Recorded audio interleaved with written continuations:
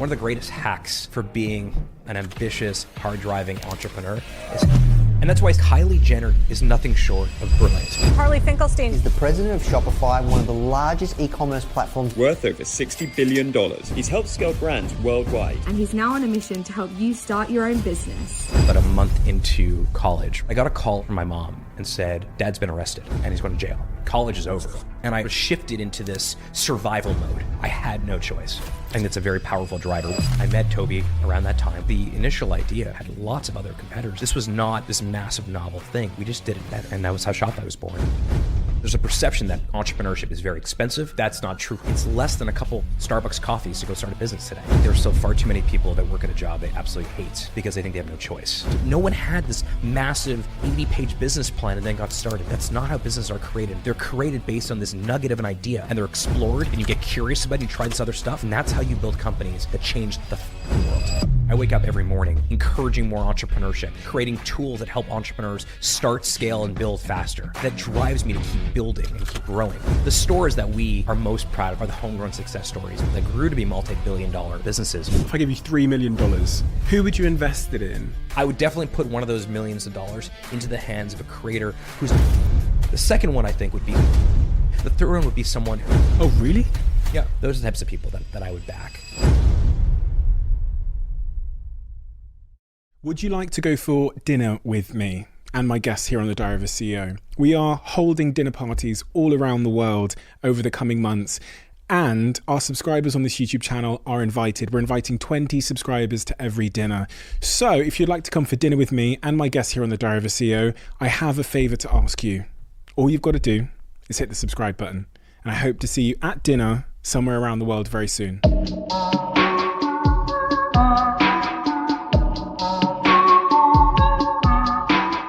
Harley, in your own words, who are you, what do you do, and what mission are you on? Yes, I've always self-identified as an entrepreneur, full stop. That's kind of the tool that I use to solve every problem in my life, and to have fun is always through the lens of entrepreneurship.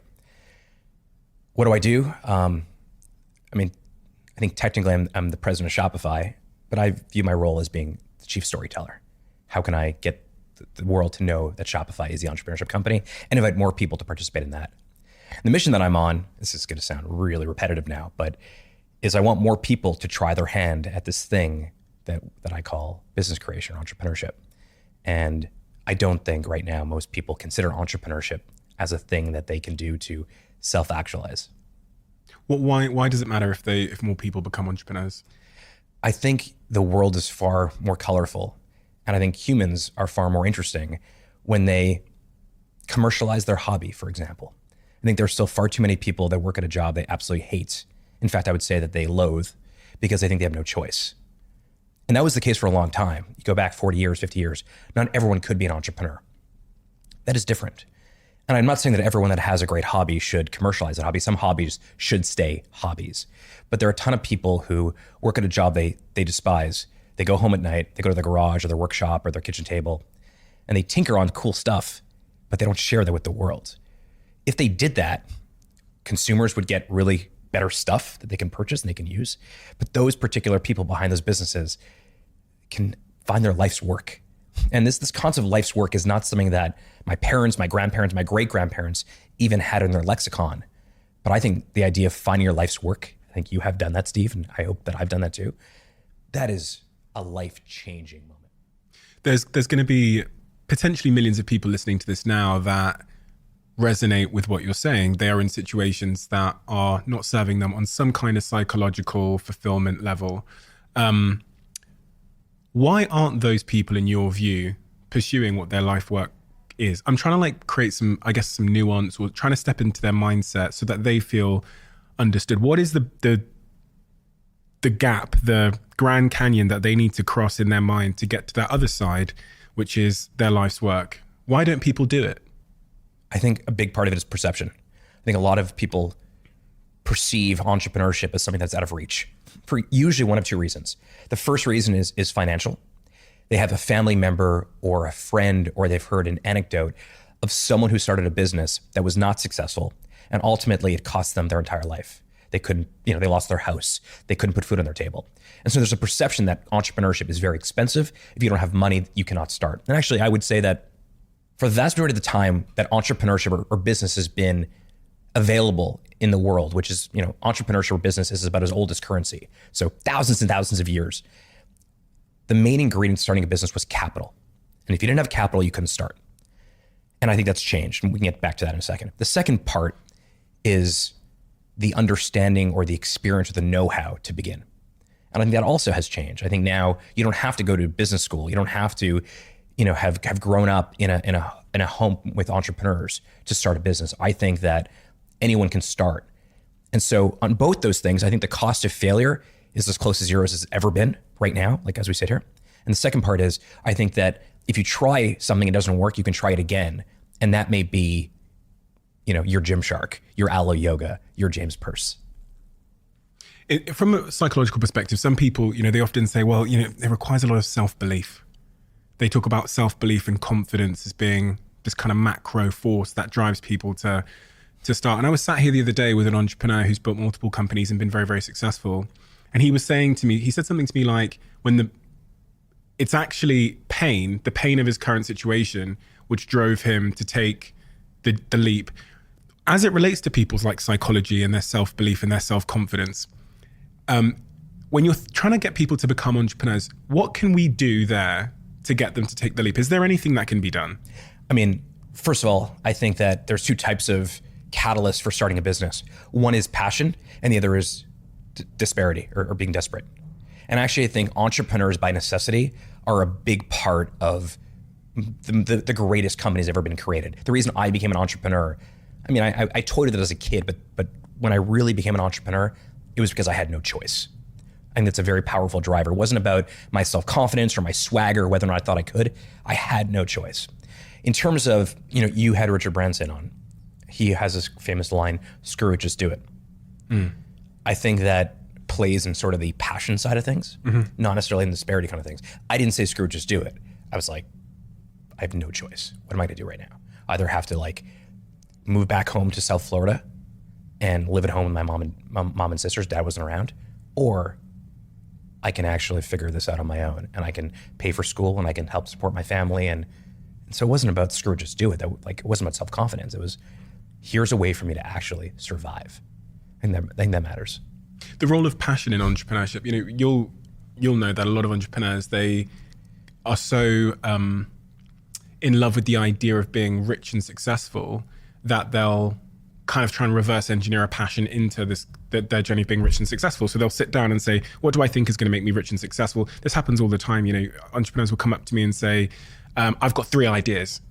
And they'll name 3 random things. I'm going to start a hair care business. I might do a coffee company, or I might do crypto, for example. And you look at that and go like, well, it's going to get so difficult for you in year one. You're going to quit all of these things. What role do you think passion plays in eventual success? I think you have to actually like the thing you're doing to do it over a long period of time. My first, when I was 13 years old, I grew up in Montreal. I'm Jewish.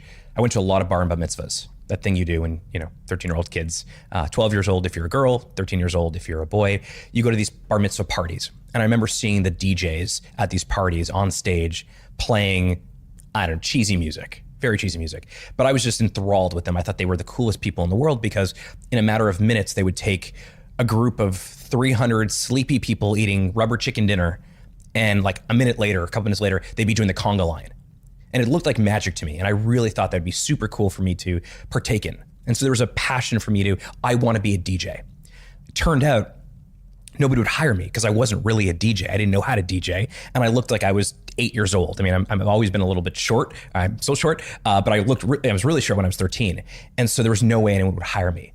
And I decided I'd just start my own DJ company and hire myself. So there's some passion to it. When I was 17 years old and we moved to South Florida when I was around that time, moved back to Montreal when I was 17 to go to McGill University. My dad was no longer around. We can get into that if you want to. But at that point, it wasn't like I'm gonna go back to DJing. It was, okay, things are really bad right now. Like dad's not around. I have 2 much younger sisters. Mom needs help. What am I gonna do? And I started selling t-shirts to universities across Canada. I had very little passion towards t-shirts. I like wearing t-shirts, as we talked about earlier. I like black t-shirts are something that I like, but I was not a passionate t-shirt entrepreneur manufacturer. I was passionate about survival. I was passionate about supporting my mom and my sisters.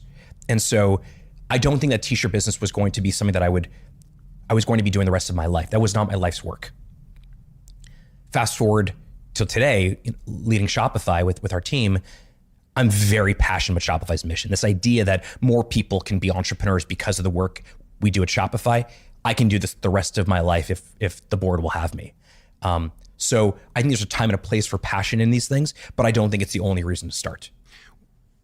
You referenced a few things there that I thought were quite interesting, and that made my mind wander onto adjacent subject matter. One of those is that you're talking there about what's driving us at different moments in our life. One of the conversations I had on this podcast with Barbara Cochran, the shark over here in the US, she said to me that her best investments she makes in entrepreneurs, they tend to have some kind of underlying trauma.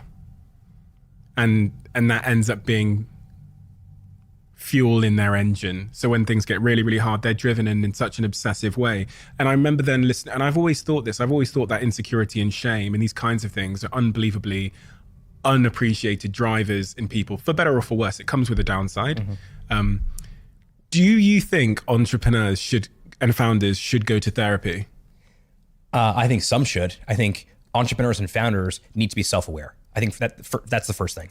Once they're self-aware and they understand, hey, there are some things that are going on in my mind, in my personality, in my whatever, my being, I don't know how to describe it, that I need to work on, I think therapy is a hack to get there faster. You can do it on your own, and some people do. Some people do it through books, and they do it through meditation, and they go do, ayahuasca in a desert somewhere. But I think if you have the means to go to therapy, how could you not? There's someone whose job it is to make you better. Now, I think a lot of people make a mistake where they go to see one therapist and they're like, this doesn't work for me. Yeah. And they're like, therapy doesn't work. No, that therapist didn't work. If you date somebody and the relationship doesn't work, doesn't mean you're never going to date again. It means that was the wrong person for you. And so one thing I think about is whether it's coaching or it's mentors or it's something like a therapist or a psychologist in your life or a psychiatrist, you need to find the right fit. But if you have the means to do so, it's the greatest hack ever to just know more, to realize more. Is it going to be painful? Unequivocally. The joke that I have with my therapist is I know it's been a good session if I feel worse after than when I did coming in. Because sometimes I come into these sessions and I got swagger and I just had a great day and things are going my way. Then an hour later, I leave and I'm like, oh my God, I'm still such a work in progress. But that's, I think, what we're all choosing here. There's this my favorite poem or speech ever is this Teddy Roosevelt speech, The Man in the Arena. Did you know it? No. I'm going to butcher it, but it's effectively like, it is not the critic that counts, but the man or the woman or the human in the arena that matters. And the reason I love that speech so much is because if you don't want any of this stuff, you can be a critic, you can be a spectator. But if you're an entrepreneur or you're a doer or a builder or someone that deeply wants to do cool shit and build something for yourself, for your family, for the world, you got to be in the arena. And in the arena, there's a lot of fighting and it's tough. But I think it's a better way to live. That's the reason why the best articulation of all this is this term entrepreneurship. Because entrepreneurship is fundamentally, you have a problem and you are solving in a way that uses the least amount of resources, but has the highest amount of output. And that's the reason why I love entrepreneurship. We have millions of stores on Shopify. Some of them started because they were passionate about commercializing their craft. In some cases, they started because they had no choice. But the end result is they built something that is of value and they've shared it with everybody else. And so that's what I've signed up for. But if I'm going to check that box, this is the life I'm going to be the man in the arena, I need to acknowledge there's going to be critics who are going to try to tear me down. There's going to be internal critics that are going to try to mess that up.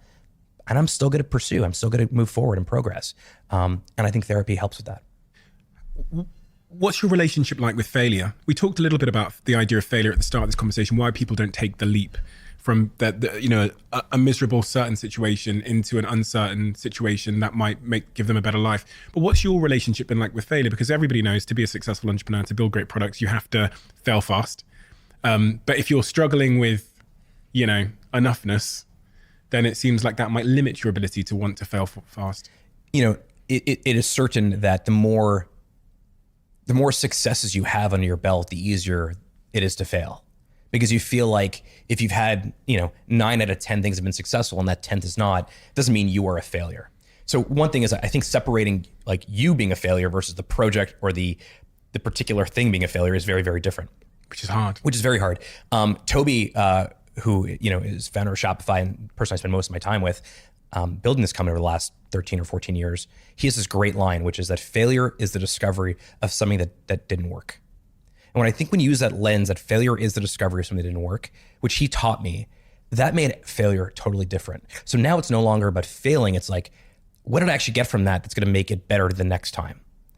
And Shopify puts out a lot of products. We had something called Shopify Editions, which happened in February, where we twice a year we basically do almost like the fashion industry. We do like our spring collection and our winter collection. So we do these things called editions where we put out all of the products and features that we built over the last 6 months. And we do about 100 of them each time, which is a lot. Not every one of them is going to be a huge success, but some of those will be a complete game changer for our business, but also in the lives of the people that use our product. And I think we have a courage about that. I'm trying to have more of a courage about that myself. If I take on new responsibilities or new roles, am I going to be a failure? And the best example I can give you is for about 5 years or so, I was Shopify's chief operating officer. And I don't think I was ever the most operationally minded person, meaning I didn't necessarily live in the details. I didn't necessarily live in spreadsheets.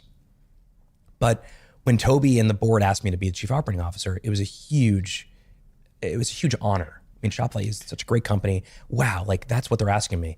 And I worked really, really hard to be the best version of a chief operating officer. And it was only 3 years ago or so that at some point it was obvious to me that like, that's not really my skill set. But I didn't want to say anything about that because I really believe that like I can figure it out. And I think I did a good job, but maybe not the best job ever. And once I began to talk about, hey, this is probably not the right role for me where I can be the best in the world at. There is this other role, which traditionally is called the president role, which is very external facing. Maybe I can be the best in the world at that thing. I'm not there yet, but I can, like that is a journey I can get on.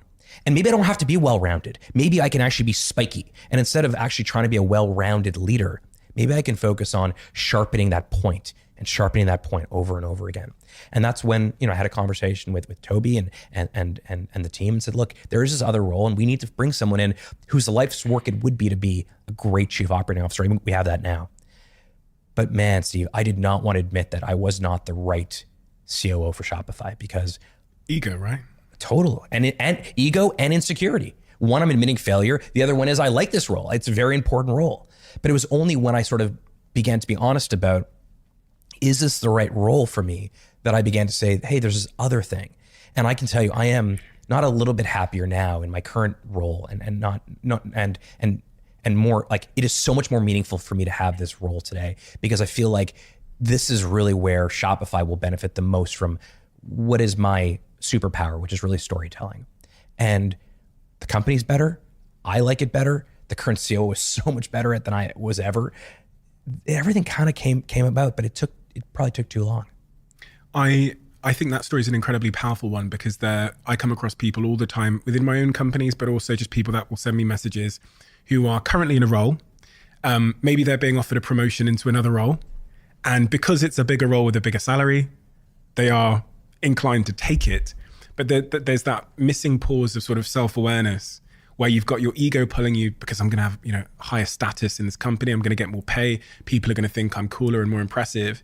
But then the most important long-term question is, of course, like, am I good at this? And would I really love my life more? You see that a lot, don't you? When someone gets promoted to a management position and suddenly the group of friends they have are now the people that they have to manage. That point of self-awareness is so incredible. I reflect on a guy called Pete, who I offered a promotion to one day. And he was like, no, I'm not ready. And this must have been You're like, what? I'm like, what? I'm offering you more money, the chance to become a director in the business. And he'd been with the business for 4 years at that point. He stayed for 2 years after I even left. He was just like, I'm not quite ready yet. He goes, I've still got a lot left to learn, a lot of skills. And I really like my current job. Yeah. I like Pete. Pete is the happiest guy I know. He has his shit together way more than I do. And not only is he happy, but he's great. He's got great self-awareness. One change that we recently made at Shopify was we realized that a lot of people, as they were going through the IC track or individual contributor track, eventually it just leads to a manager track. And so the upward mobility of your career ended up being, you actually, at some point, if you're really good, stop doing the thing you're really good at. And so very recently, we put out sort of a new operating model for our team, for our organization. And I think it got leaked to the press, so this is all public information. But if you want to be an incredible senior independent contributor, a senior IC, we will pay you the same rate that we would pay a senior manager. And that if you actually like your craft, whether you're a developer or a marketer or a salesperson, or you're doing data analysis, you're a data scientist, if you love your craft, and I know some people who love their craft, they've been doing it for 30 years, you do not necessarily need to leave that craft to be a manager to get some sort of additional seniority or additional compensation. And dispelling some of that, frankly, like the bullshit around the only way to be successful is to be a manager, is to lead people. Not everyone needs to lead people. Some people should be a coach. Other people should just continue becoming like the greatest player on the field ever. And making that okay, I think, is going to make Shopify a much better company. But one thing you did talk about that you sort of raised that got me thinking about, like, the self-identity thing, is that I think a lot of times for this guy, Pete may really just be ambitious about perfecting his craft and his skill set. And he doesn't necessarily believe he's ready yet to leave that because there's still work to be done. I love that. And I think in most companies, what you end up with is the Petes of the world, when they say they don't want a promotion, they often get taken out completely. Well, Pete's not ambitious. Pete's not going to be someone who's going to be, a real contributor longer term here. Maybe he's lazy. Pete's not lazy. He has a deep understanding. I don't know who Pete is. It's going to be hilarious. You're when he nailing hears it, this. though. Yeah. Maybe I do know Pete, but Pete has obviously a clear understanding of, hey, there's this thing, there's this spiky object. Don't make me a river stone. I don't want to be well-rounded. I want to be so good at this. And by the way, if I do this, the company's going to get better. I'm going to be happier. Our customers are going to be happier. It all kind of works out. I think most companies turn their employees ultimately into river stones. They say you got to be better here and better there. And I think instead, this sort of T-shaped, you've heard this sort of T-shaped model of skill set. I think the T-shaped is much better, where you can go broad on a lot of different things, but you go deep on one. And that one thing for me is the storytelling aspect of my job, is making sure investors, the public, our merchants, media, everyone in the world knows what Shopify is up to and understands what our ambitions are. And so I'm trying to get really deep on the storytelling, but I also need to understand our APIs. I need to understand our infrastructure. I need to understand, how we build product and how we get shit done at Shopify. So I understand all those things because I need to speak to it intelligently and with conviction and with a deep understanding. But I'm never going to write code, because there are people that should write code that are going to be so much better than I'll ever be. You did nail Pete. I remember him saying, one of the things I do remember in that meeting, I remember where I was sat. It's so funny because it was such a interesting moment for me. I was very young in my career as like a CEO, and I remember where I was sat when he said, and what I recall is he was referencing that he still felt that there was work to be done in his role, and that he didn't want to move up into this, I think it was a global role we're offering him, because he didn't feel like he'd quite finished the work in his current role, which was just in the UK. You referenced spikiness. You said that gave me flashbacks to a conversation I had with Jimmy Carr, where he said, we don't need more people that are shit at physics. Find the thing you're good at and like double down there. Yep. As career advice for an entrepreneur, or someone that's not an entrepreneur, what do you mean by spikiness, and why is it important? Oh, so this is going to be a long-winded way to get there, but I think it's important. Go long.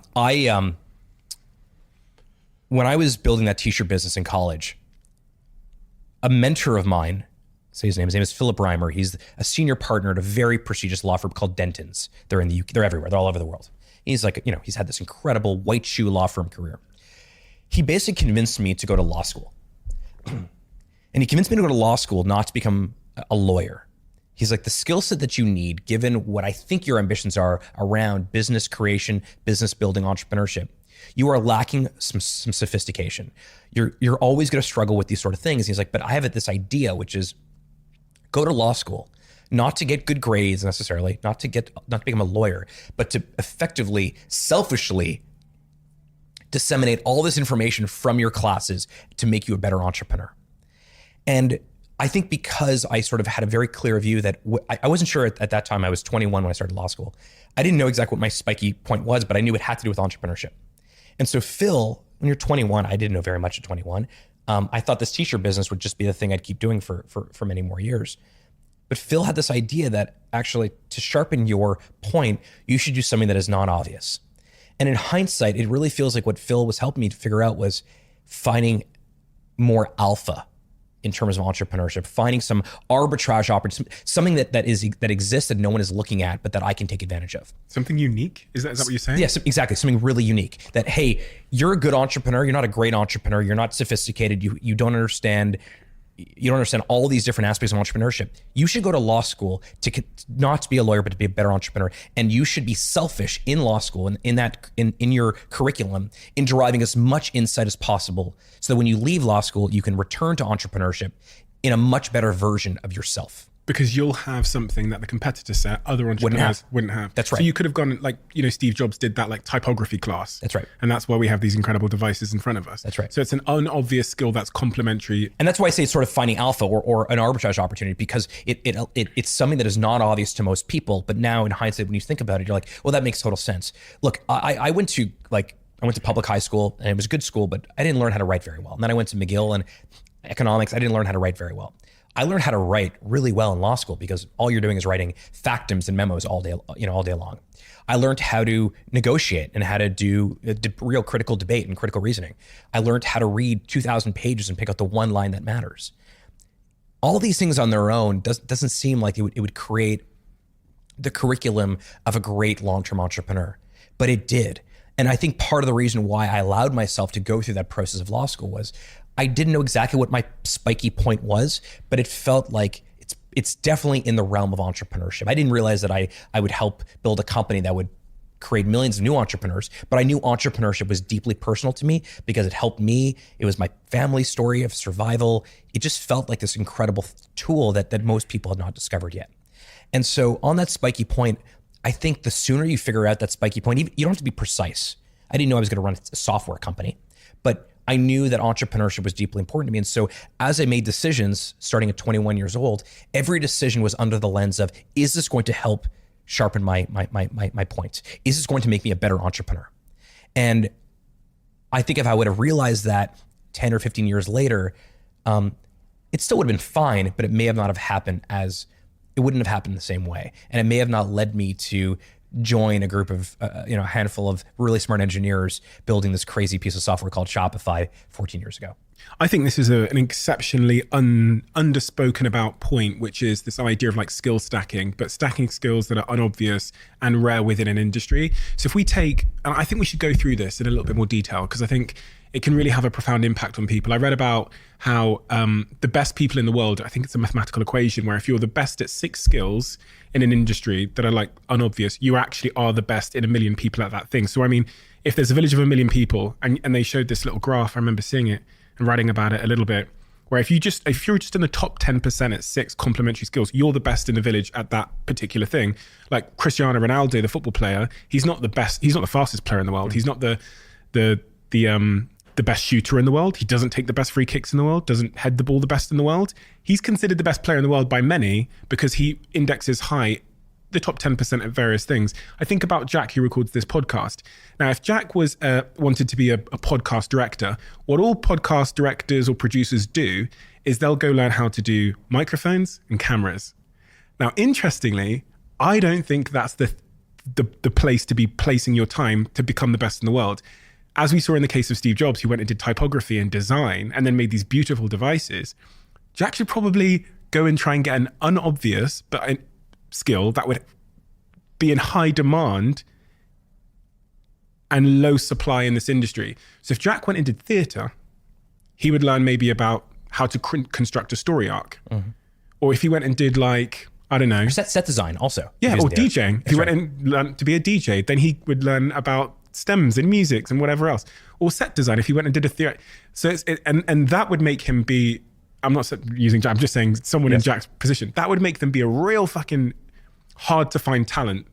But it's funny because we can, in industries I always think this about coders, and I don't hate to sort of generalize here, but it probably does sound like a generalization. it's sometimes hard to find someone who can code, who's also an exceptional storyteller and visionary. Often in companies, they're two separate roles, right? So if you're a coder, instead of becoming even better at coding, for example, going and doing those little like public speaking sessions is probably an unbelievable hack, because then you can build and sell. Sure. And actually, that brings up two points. One is most people start companies with people just like them. Yeah. Most people start companies with people that they would have been friends with in high school. I think that's a terrible idea. In fact, if you are in college right now listening or watching this, and you're in the business program, commerce, or you're in the engineering program, don't start a company with the person sitting next to you. Walk across the street, go to a different faculty, go to the faculty of arts, go to the faculty of philosophy, go to the faculty of engineering, and find someone there to start a company with. I think some of the best partnerships and relationships that I've seen that have built things that change the world from a company perspective, philanthropically, whatever they're trying to build might be. Building with other people with complementary skill sets is incredibly valuable. In fact, I think you get a much richer set of stacking of skills. You mentioned DJing in terms of skill set. I never appreciated ever how important my experience DJing. I DJed like hundreds and hundreds of bar mitzvahs over my time, hundreds. I never appreciated what I learned as a DJ and how I apply to running a large public company. But the truth is there's all these different things. So for example, something I noticed early on, it's like 14 or 15 years old. If the pre-meeting went really well with the client, no matter how the party went, it was going to be a great result. Because if I had a good relationship or good connection with the client, even if half the party didn't want to dance, the client knew me and knew enough about me and knew that I was going to try my best, that even if half the party was dancing, they were happy about that. And they were on your side. And they were on my side. There was this immediate connection. And so now, before I go into any serious negotiation, I try to get to know the person on the other side of the table. I try to find some common ground. We're both dads, we're both parents, we're both, whatever. We're both from the same place. That's the first thing. The second thing is read the room. So one of the things about DJing you have to do is you have to read the audience. And if the audience, is clearly, if you're playing disco and no one's dancing and you got to make, like a hard right into hip hop or rap or something or top 40, like you can see glimpses of that. You try one song, you see how you watch their faces. How do people resonate? Oh, they really like this song. Great. I'm going to go like Mo Money, Mo Problems from Notorious B.I.G. and the whole crowd erupts. Things like that really do make a difference. There is, instead of asking people to get up from their chairs and come onto the dance floor, which is an awkward thing to ask people to do after dinner, instead, have something in the middle of the dance floor that people want to see. So maybe, for example, one of the people that is hosting makes a speech and you say, ladies and gentlemen, at this point, please get up in your chairs and take 10 steps forward because the father of the bride is going to say a few words. And everyone gets up and comes onto the dance floor. And then when that speech is done, everyone's already on the dance floor. And so finding these hacks and these sort of ways to not manipulate, but find better strategies for getting the thing accomplished. I learned all that in DJing, and I can apply all that to running a large public company today. This, when we start businesses and stuff, going back to that point again, like we tend to go deep on the subject matter, but what I've heard from that is our hobbies and the things and the curiosity we have outside of the area that we're building in is equally important than, like, if I'm building I'm building mugs for people to drink tea out of. Much of my inspiration will come from all the other things I do in my part. And the problem is we kind of deprioritize that part of our lives to focus on this thing. But taking a step away from the painting allows us to see the picture a bit clearer and also to create that picture a bit clearer, which I think is a conversation people don't have enough because they think their hobbies are, again, deductive. Toys or games. Yeah. I totally time. agree. Yeah. This is what a polymath is. A polymath understands a lot of different areas of the world, or comprehensivist, understands a lot of and pulls those different things in. What's a polymath? Sorry. Polymath is someone who knows a lot about a lot of different things. Okay. Now, there are two things that I've done that were hobbies that ended up being hugely valuable. Is one, my wife started an ice cream company. In 2016, after we had our first daughter, after our first child, my wife really wanted to start an ice cream shop in our neighborhood. There was an ice cream shop. And so it was clear it was her business, not mine. She was very clear about that. She wanted independence. But even just helping her on things like accounting or accounts payable or accounts receivable, or helping her procure ice cream from the ice cream makers, that was super valuable because one, it built huge empathy for the people that you shop that are starting out. And the second thing I did was, during the pandemic, I was all by myself. I'm an extrovert, as you probably can tell. my anxiety had increased to a degree that I had not felt in many, many years. And what I realized was I was drinking so much more coffee when I was by myself at home, way more, like double or even triple the consumption. And my best friend, who's a sort of tea guy, loves tea, said to me, I'm going to actually get you to stop drinking coffee in the afternoon. I'm going to replace your coffee with really great green tea. I wasn't really a tea drinker. And so David started to bring me this great tea. And at some point I was like, David, I want to actually experiment with more of the features on Shopify. And I think this tea thing, I think most people's experience with tea was like someone gave them a gift basket and there was some bunch of crappy tea in there. I was like, people don't know like about this really great tea. They don't know how to make it. They don't know what to use it for, when to drink it. And so we created this little tea business called Firebelly. And both those things were sort of hobbies in my life. They were sort of Sunday afternoon activities. I don't really watch sports on Sunday afternoons. I like to tinker and try different business ideas. Both those things have made me, as a leader at Shopify, so much more valuable. I understand pretty much every feature and functionality that Shopify has because I tried for myself. And initially when I told people that I was starting a little tea business, the answer was, why are you doing that? That seems silly. You're not going to change your life financially. It feels like a distraction. And I would say that's one of the greatest things that I've ever done that has made me a better leader at Shopify. And it's just a hobby. There's something really, really powerful in that, because when I started this conversation, I asked you why people don't take the leap. And a lot of the reason why I think is because, and we talked about this psychology, is when I think about starting a business, like a tea business or any business, I'm stood at the bottom of Mount Everest looking up thinking, Jesus Christ, like I've got to find a website. As you said, I think I need loads of money. Who's going to work for me? Where do I get the tea from? How do I send it in a post? What's the packaging? I need to do branding and I need to do it all now. And also there's this other thing, which in our minds, we think of success as being me making millions or me making a ton of money. What I almost heard as you were telling that tea story was like, have this passion, remove the expectation, which Sir David Brailsford told me about really well. Just remove the expectation if you have ever been anything more than a hobby, and just get going. And you'll stumble forward along the way, and that's okay. I think if more entrepreneurs could see that Mount Everest is just a bunch of pebbles, and remove the time frame where possible, remove the expectation of huge success, and just stumble forward through the process, we'd have so many great more businesses than we do now. And everyone listening to this has that. They have the hobby, they love tea, or they love, I don't know, coffee or matcha or whatever it is. That perspective change of like, okay, well, today I'm going to start my Shopify store. Tomorrow I'll think of the name. I won't even tell anybody, just to remove even more expectation. And I'll just stumble forward through in my hobby and see where we get to in 10 years. Most people on Shopify don't register their business until weeks after they sign up for Shopify. So most people don't even assume they're going to need to register a business, and that's okay. And it's not to say that every idea you have in the shower needs to be commercialized, needs to see the light of day.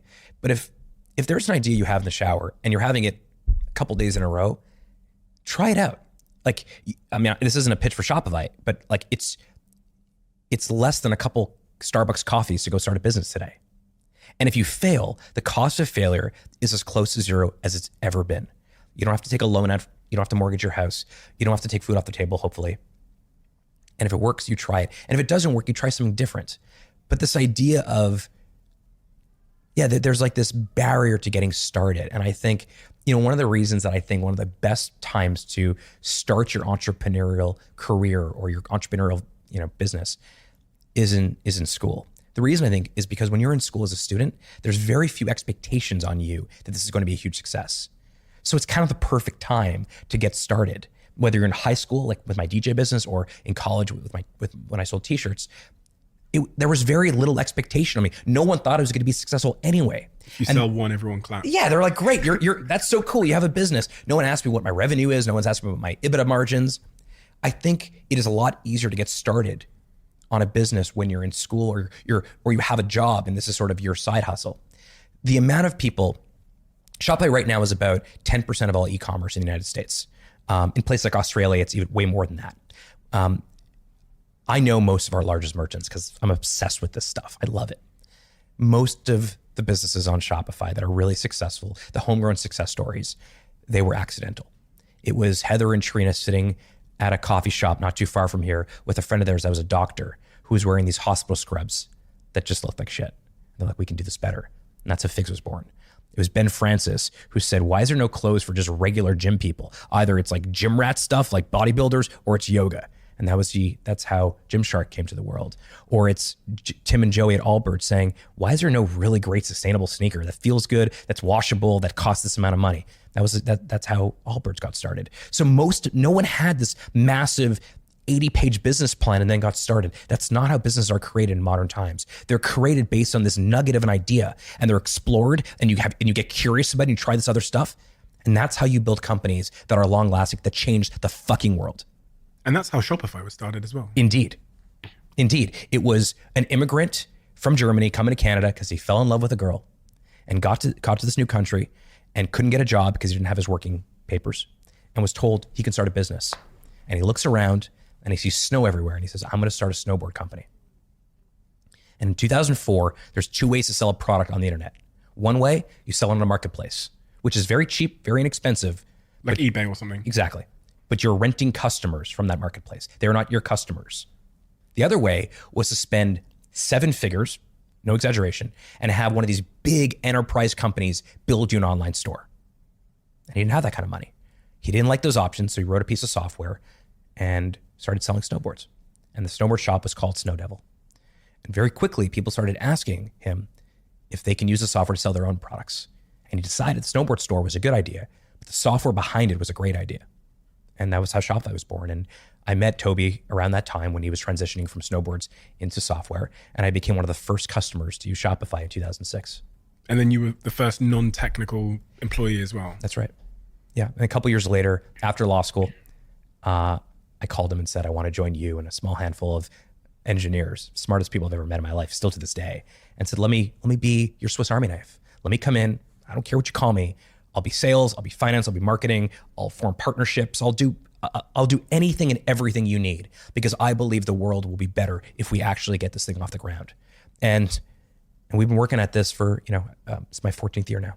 When people hear those stories of these, couple of women, couple of men, couple of people who had an idea, they saw a kind of gap in the market, they pivoted into it seamlessly, and here we are today, it's worth tens of billions of dollars, whatever.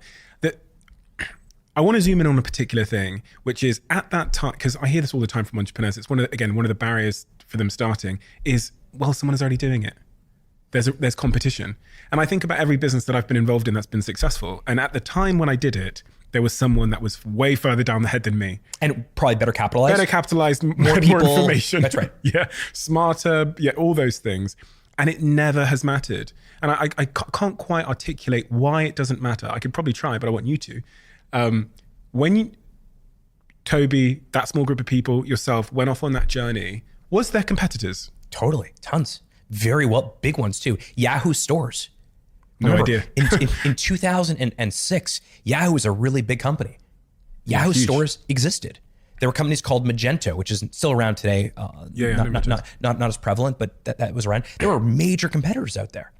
But the idea wasn't necessarily to try to do something no one else was doing. It was try to do it better.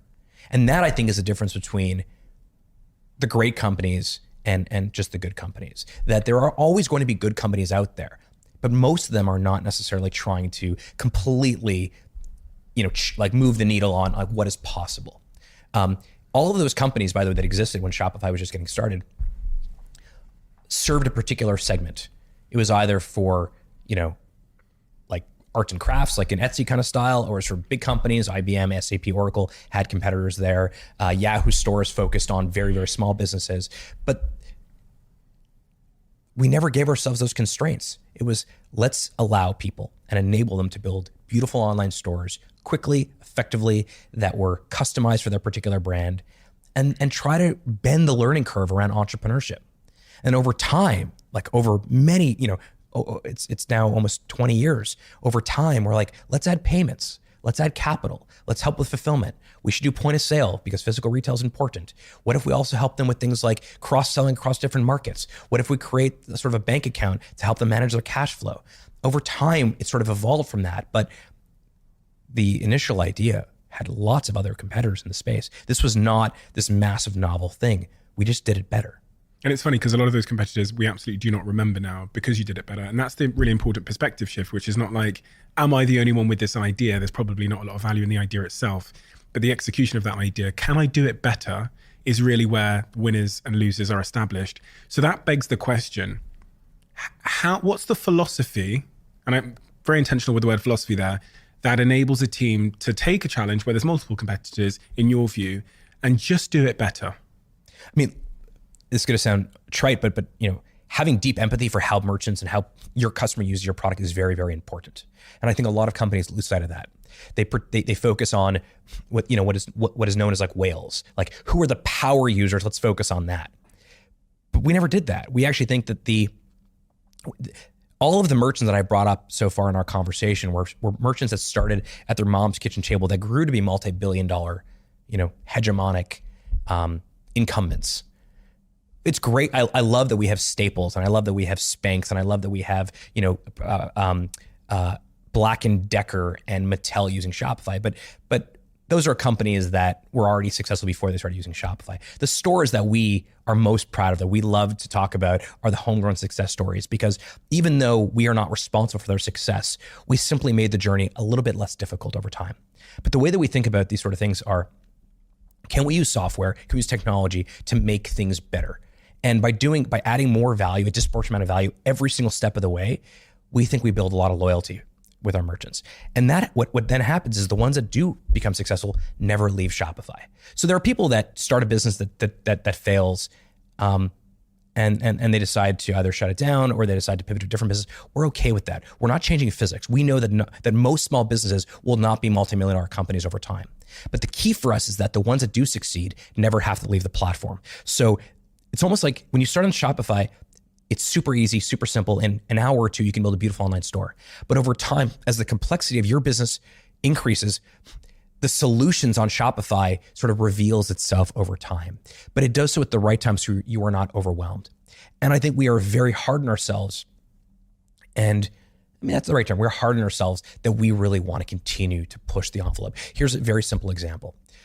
Everyone right now is talking about AI. Obviously, ChatGPT is really, really cool. We were using it already in a couple different ways. But the way we thought about it when it first came out was, this is all great, very cool technology. What is it going to do for merchants? What is the practical implications of AI on the lives of the merchants? And for us, it was like, well, wouldn't it be cool if AI helped merchants write product descriptions? So you put in your product photography or some meta tags, and ChatGPT helps you write a product description that will convert better. That is really practical. Obviously in Web3, for example, we always thought about, this is all cool technology. The blockchain is amazing. What can we do with it? Well, what if we can do token-gated commerce so that you can reward your most loyal customers with new opportunities, new discounts, new events? We use this lens of practicality across every single feature we have. And we also think about, well, what happens if this particular merchant gets really, really big? I have a bit of a Moby Dick story. My Moby Dick in terms of Shopify, the one brand merchant that I've wanted on Shopify for so damn long is a company called Supreme. Yeah, of course, yeah. They're incredible. The Supreme story is amazing, but the reason I wanted Supreme on Shopify so badly, more than almost any other brand, is because I knew that they would test the limits of Shopify. Their flash sales are probably the largest flash sales across the entire internet, which means they're probably the largest flash sales across all of retail. And I knew that if we got them on, it would pull Shopify into a new category of resiliency, of performance. Most companies would have shied away from that. Most companies have been like, we don't want Supreme. We know they're a great brand, but they're going to break this place. They're going to break our product. They're going to break our infrastructure. We invite that in. We want Supreme to be on because we know that if we can handle an iconic Supreme flash sale, we can handle anything else. And there's a little bit of like, there's this great book by Nassim Taleb called Anti-Fragile. Are you familiar with that? I love that book. And for those that haven't read the book, all you have to understand is that there are three systems. There's the fragile system. I take this glass, I drop it, it breaks. There's the robust system. I take this, I drop it, it stays as a glass. But there's a third system, like the immune system, where if you break it, it actually rebuilds itself better, stronger, faster. And Shopify is fundamentally an anti-fragile company. And I think your companies are the same way. You guys invite call it pain, call it challenge, because ultimately you want to come out the other side better. And most companies, like literally 95% of companies out there, maybe more, don't want that pain. They want to be copacetic and they want to continue the status quo. Really interesting. You know, I mean, my head went all over the place when you're just going through those stories, because I remember when this podcast started to grow, our provider actually told us to leave because we were bringing too much traffic. So that provider is never going to have incredibly successful podcast ever again because they told you to leave. What if they would have invited you to stay and said, we're going to build more resiliency for you? They were like complaining about us. They were like, shame on them. Shame on them. Yeah. So we moved to a different, someone else that could host us because they said that we had too many downloads or something. Which is, you have too many. That is literally saying you were too successful. Am I right, Chuck? I want to make sure I'm correct because you dealt with them. Yeah, they basically said we were costing them too much money. I mean, we were costing them too much money. By the way, most companies are like that. They fire customers that pull them in different directions, as opposed to the best companies embrace that and say, come, break our stuff. It's going to make us better. If you believe, and by the way, anti-fragility is not just something for companies, it's also for human beings. I think all the stuff we talked about my upbringing made me better, made me stronger. Do I wish those things wouldn't have happened? Potentially. I mean, in hindsight, I wish I would have I'd have less anxiety maybe, but maybe I would be sitting here with you, Steve, today if those things wouldn't have happened. Is resilience the antidote for that? And if so, then how do we foster resilience in teams and people? Because if you're at Shopify and you're an ambitious company, as I know you guys are, and you're saying, AI comes out and you're saying to the team, listen, forward, let's figure this thing out. Let's build some stuff and let's try it. Let's go forward. You're going to have to bring people along with you. And those people are going to go, I just got comfortable with what we're doing now, Harley, and now you're telling me to. So how do you create that culture that fosters that sense of like resiliency and positive attitude towards change? Okay, two things. One is resiliency can be taught. You're not born resilient. You can actually learn resiliency. You can learn from your experiences. You can learn it from practice. But resiliency, I don't believe, is something you either have or you don't. You can actually build resiliency. In fact, I think the most interesting people that I know that are resilient have had something happen to them that allowed them to build resilience on their own. Some of them, cracked, but others actually, it's like, the metaphor that I love to use is like a huge tidal wave is coming. Some people grab their surfboards and some people run for the beach to get the towel. I like the surfboard people. The surfboard people are my people. Those are the entrepreneurs. In terms of how we do it at Shopify is a company building software for entrepreneurs that is built by entrepreneurs. The amount of people at Shopify who had a business, have a business, are about to start a business, have side hustles. Anyone you've ever met that works at Shopify, because I know the people you've met at Shopify, Steve, they're also entrepreneurs. And actually, rather than doing their own ventures, we are collectively coming together to build something much bigger together, like 1 + 1 = 10. And I think one of the ways that you foster a culture of resiliency is look for the entrepreneurs. The reason I met Toby in 2005 was I moved to Ottawa to go to law school, had no friends, no family, had never been to the city. I only went there because a mentor told me to go to law school and he was teaching law at the University of Ottawa. That's how I got there. And I asked one simple question to anyone I met: where do the entrepreneurs hang out? And I found this coffee shop with 5 other entrepreneurs who every Friday night got together and spent time learning from each other and sharing war stories and sharing tactics. And that became my tribe. One of those entrepreneurs was Toby. So I love entrepreneurial people. I love resilient people. And so you can search those people out. When you're building your company, you're trying to create a culture that is, super effective, that looks for the alpha opportunities, that is very ambitious, that works hard. Invite entrepreneurs into your company. Create an environment that entrepreneurs want to be there.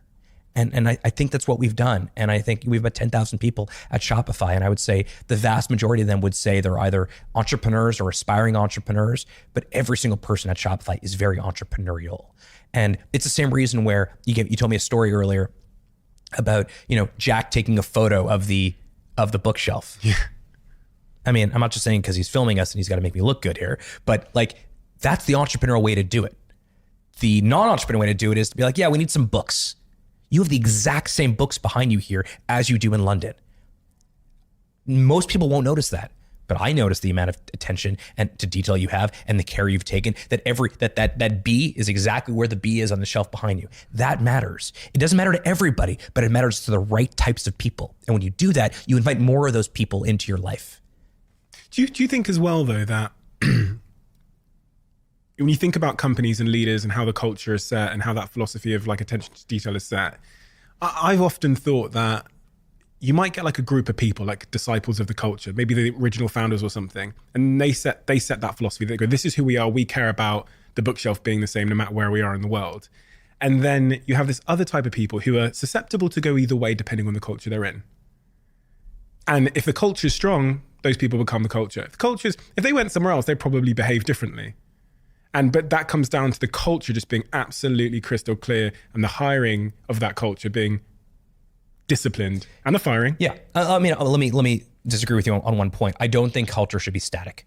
I should think that every new person that joins your company or my company, the culture should change slightly.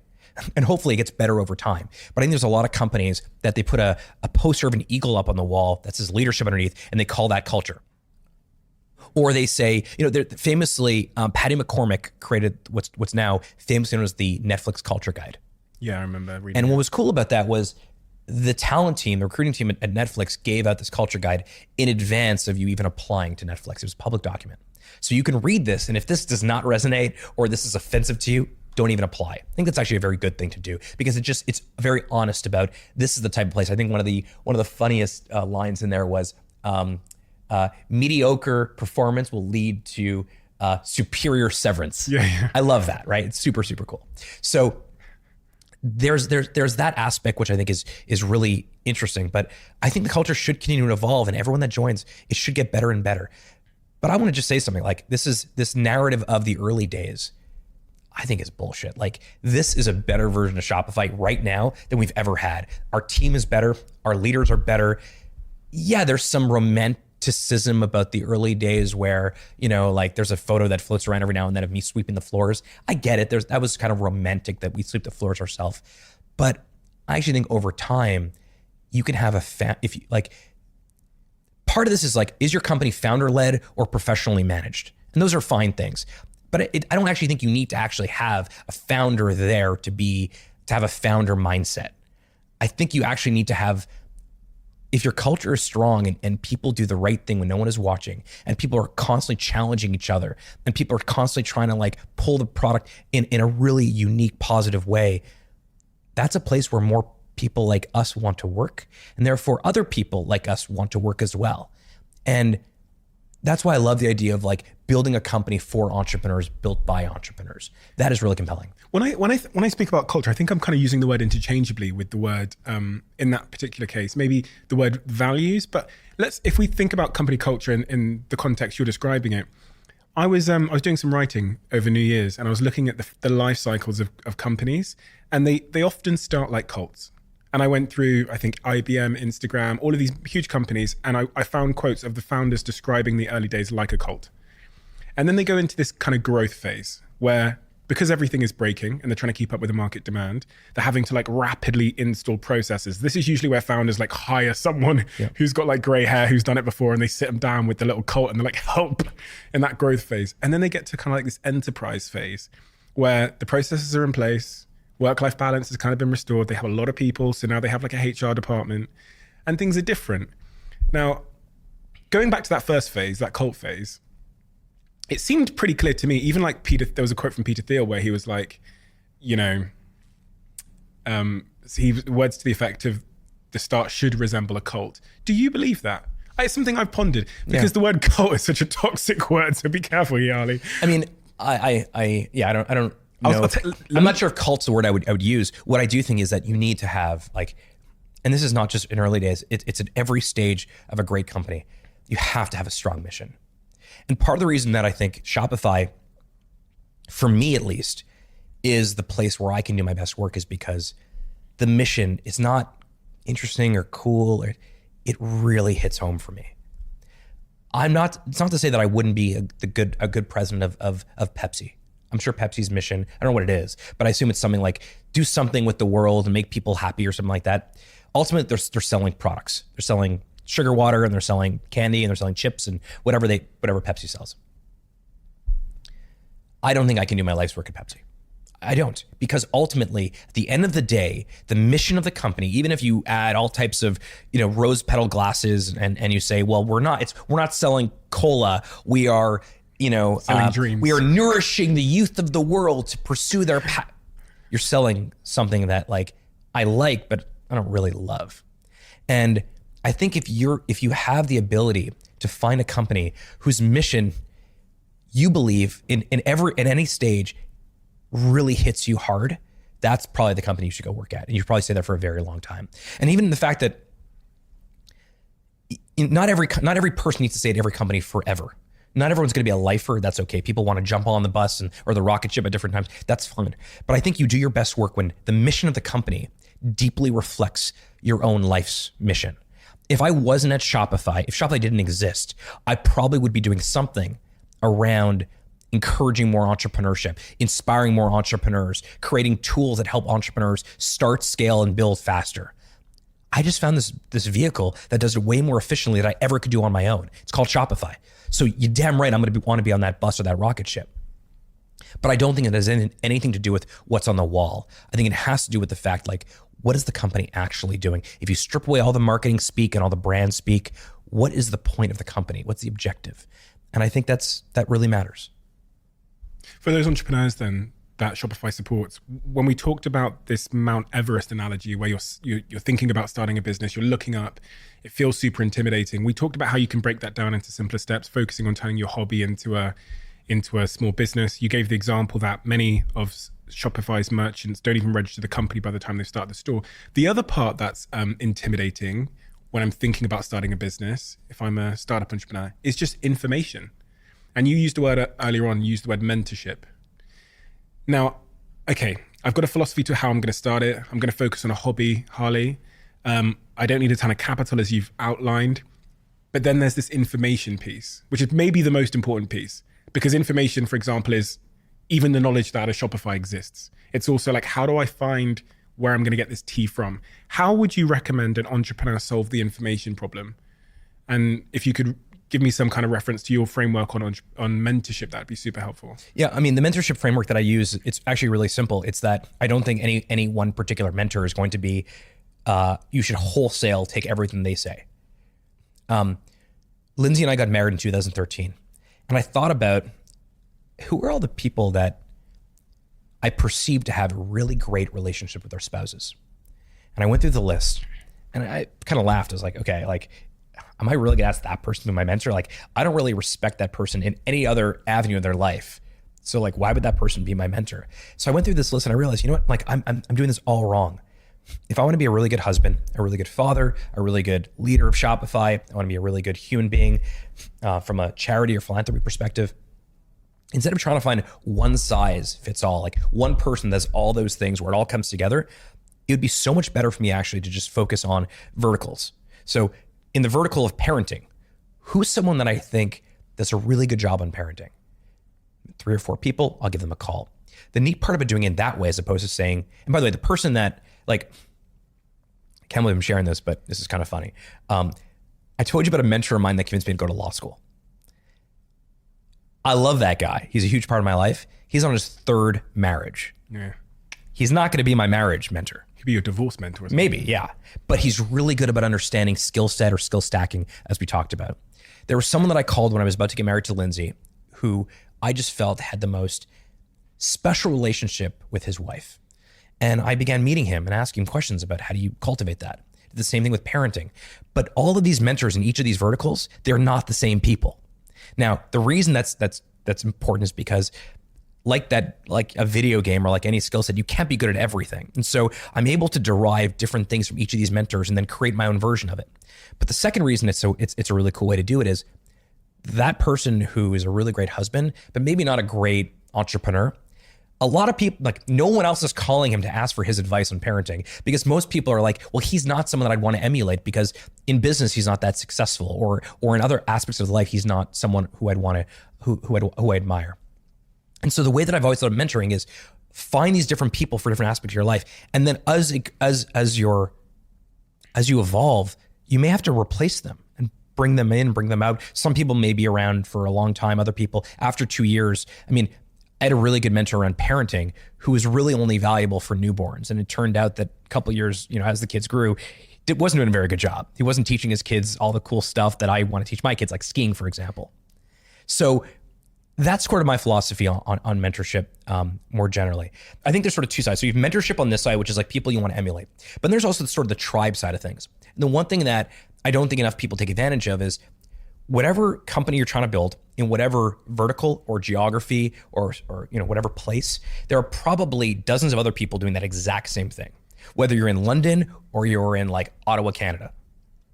And finding a group of people who are at a similar stage, even if they're not doing the same, like if I'm building a t-shirt business and you're building a DJ company, like, but I'm just getting started, you're just getting started, we probably both need to figure out like how to set up a bank accounts and how to get our first sale. And we probably have to figure out like simple bookkeeping, for example. So finding people that actually are at a similar stage, even if they're not at the same vertical as you are, is super valuable. And those people exist, they're everywhere. But finding them used to be really difficult. I actually think now it's much easier. Go to Reddit, look on YouTube. Like you can literally go, if there's a video about bookkeeping for DJ companies, there's probably a video on YouTube somewhere. Go look at the comments. Who's engaging in the comments there? Who's replying to those comments? Or on Reddit, who's sort of a power user in a particular subreddit? You can find those people either online or in person, and you can build yourself an informal board of directors when you're getting started. Now, if one of you eclipses the other in terms of growth, you're probably not going to find as much value from that particular tribe as you previously did. You're going to want a different tribe. But if you do this over time, you actually end up with far more. The acquisition of information gets much easier over time, and I don't think enough people take advantage of that.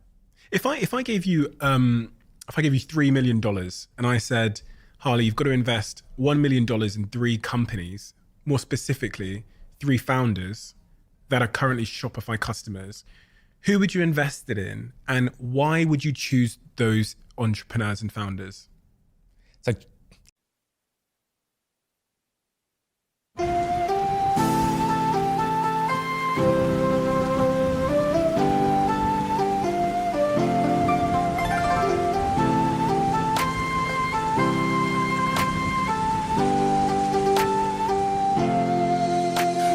hôm chiều đổ cơn mưa rào, em đi câu biệt ly còn chưa chào, quên môi hôn nắm say cái nắm tay, quên những ái ân lẫn giận hờn vừa trao, em ơi tình đầu còn nhiều bỡ ngỡ, sao lại đành lỡ dở, anh không biết sóng bắt đầu từ đâu, nhưng sóng quá lớn thì cuộc yêu vỡ bờ, em ơi giấc mộng chưa thành đã dở dang, ngậm đắng nuốt cay nhìn trời mà thở than, có lẽ nhân duyên sắp đặt sự lỡ làng, anh không bằng lòng nhưng đâu thể gỡ gạt, vài kỷ niệm nhật ký vẫn ghi chép, vài đoạn phim còn lưu lại chi tiết, đớn đau nào não nề như khi biết đoạn kết thê lương trên dòng sông ly biệt, em ơi chờ đợi cả thanh xuân như cánh hoa 10 giờ, vẫn y nguyên cảnh vật nhưng chúng ta bây giờ đây thành người thừa, chờ đợi cả thanh xuân như cánh hoa 10 giờ, vẫn y nguyên cảnh vật nhưng chúng ta bây giờ đây thành người thừa, chẳng bất ngờ về chuyện đời hợp tan, chỉ chưa quen khi chơi với ngập tràn, ai mang đi chân yêu rồi đập nát để lại khúc nhạc buồn giữa trời đất âm vang, người hữu tình dốc gan ruột vì nhau cho đến cuối cùng thì có được gì đâu, đem cho đời phải trang sử bi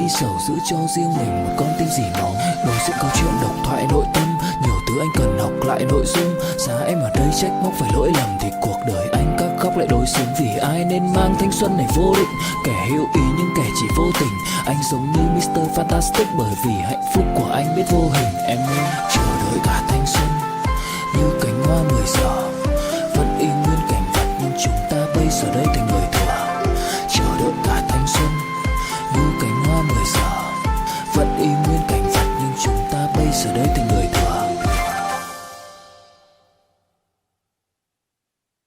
asking me like, Choose your babies. yeah, choose your favorite child. Yeah. Really, I'm trying to get at the characteristics of the founders that you back. I know right now it's almost, if you sort of word clouded social media right now, the term content creator would come up probably more than any other term. And I think actually it is completely misguided of what people think content creators are or do. I think a lot of people assume that what's happening right now in sort of the content creation space is you have someone that has a super successful podcast, for example, or a super successful blog, or a super successful, YouTube channel, and they want to expand their monetization. So they do something like they make T-shirts with, the Diary of a CEO on it. The greatest content creators now that I see really building their brands are doing something totally different. And I know this is an obvious example, but what Kylie Jenner did with Kylie Cosmetics is nothing short of brilliant. Now, it's not to say that she came with a built-in audience. She was on this crazy TV show for her whole childhood. But she was someone who, if you followed her on social media 8 years ago, you would have seen she really cares about makeup. She was in makeup tutorials and she was doing makeup classes and she was giving tips and tricks about makeup. And then eventually she's like, you know what? I want to create a better version of makeup for myself. And so she went into the lab. I know where the lab is, not too far from here. I know the store really well. And she went and she created what she believed was a better version of makeup called Kylie Cosmetics. And then she brought it to the world. What Jimmy did with like Beast Burgers or with Feastables. Mr. Beast. Mr. Beast, yeah. Mr. Beast did with Beast Burger or Feastables. He didn't just go to a chocolate company and say, I want to create a Mr. Beast chocolate bar. He loves chocolate. He loves chocolate bars. He also loves burgers. And he said, let's create a better burger than I can get right now on Uber Eats. And he went and he cultivated it. He said, this is fucking delicious. And now he's going to actually distribute it. He's going to actually scale it. I would definitely put one of those millions of dollars into the hands of a creator who's on the precipice of figuring out what exactly does my audience like and then creating a better version of that. Because I think that most of the content creators out there do create promotional products where they put their sticker on something that already exists. But the good ones, the great ones, they actually improve on what already exists in the world. And then they have a built-in distribution channel because they already have an audience. So that would be the first one. The second one, I think, would be someone who does something very niche-y. You and I are both in black t-shirts. In my opinion, there is someone who thinks about black t-shirts more than anybody else on the planet. His name is James Purse. James Purse is obsessed with black t-shirts. And so I love wearing black t-shirts. So this is maybe a selfish one, but I'd put $1 million out of the $3 million that you're giving me metaphorically into James. And I would say, go do more of this. Because now I'm not sure he needs my money. Certainly Mr. Beast doesn't need my money either. But I love the idea of someone going super deep on one particular thing and building the best version of it on the planet. I don't think most people do it. I think most people start with something like a t-shirt and they go very, very broad. And James hasn't. I mean, he makes other clothing, but he has a ping pong table, not joking, that he makes, which is the most beautiful ping pong table I've ever seen. He has a couple of these sort of villa rentals in Mexico, which he designed himself. But it's one particular vertical that I think is really, really cool. Maybe the third thing that I'd invest in. So content creator would be first. Someone like James Purse, who does one vertical really well, would be the second. The third one would be someone who is trying to bring something that was unattainable for the masses into their hands. So this microphone that we're using right now is a Shure SM7B. And from everything I've read, because I like this type of stuff, it is like one of the greatest pieces of engineering, audio engineering ever created, which is why Shure, who makes the microphone, hasn't really changed it much. This is a great microphone. It's expensive. Someone who is taking a microphone like this type of quality, and creating a less expensive version of this so more people can try their hand at podcasting, that would be really cool too. Interesting. Making like quality more accessible to the masses, right? That's right. And I don't just mean like there are other good microphones out there, but you know the difference between a DSLR camera that we're using now versus a webcam. Of course. And in terms of the characteristics of the human, what do you bet on? I mean, we talked about this a lot, so it's going to sound repetitive, but it's resiliency. I'm looking for those surfboard people, the people that see that wave and grab the surfboard.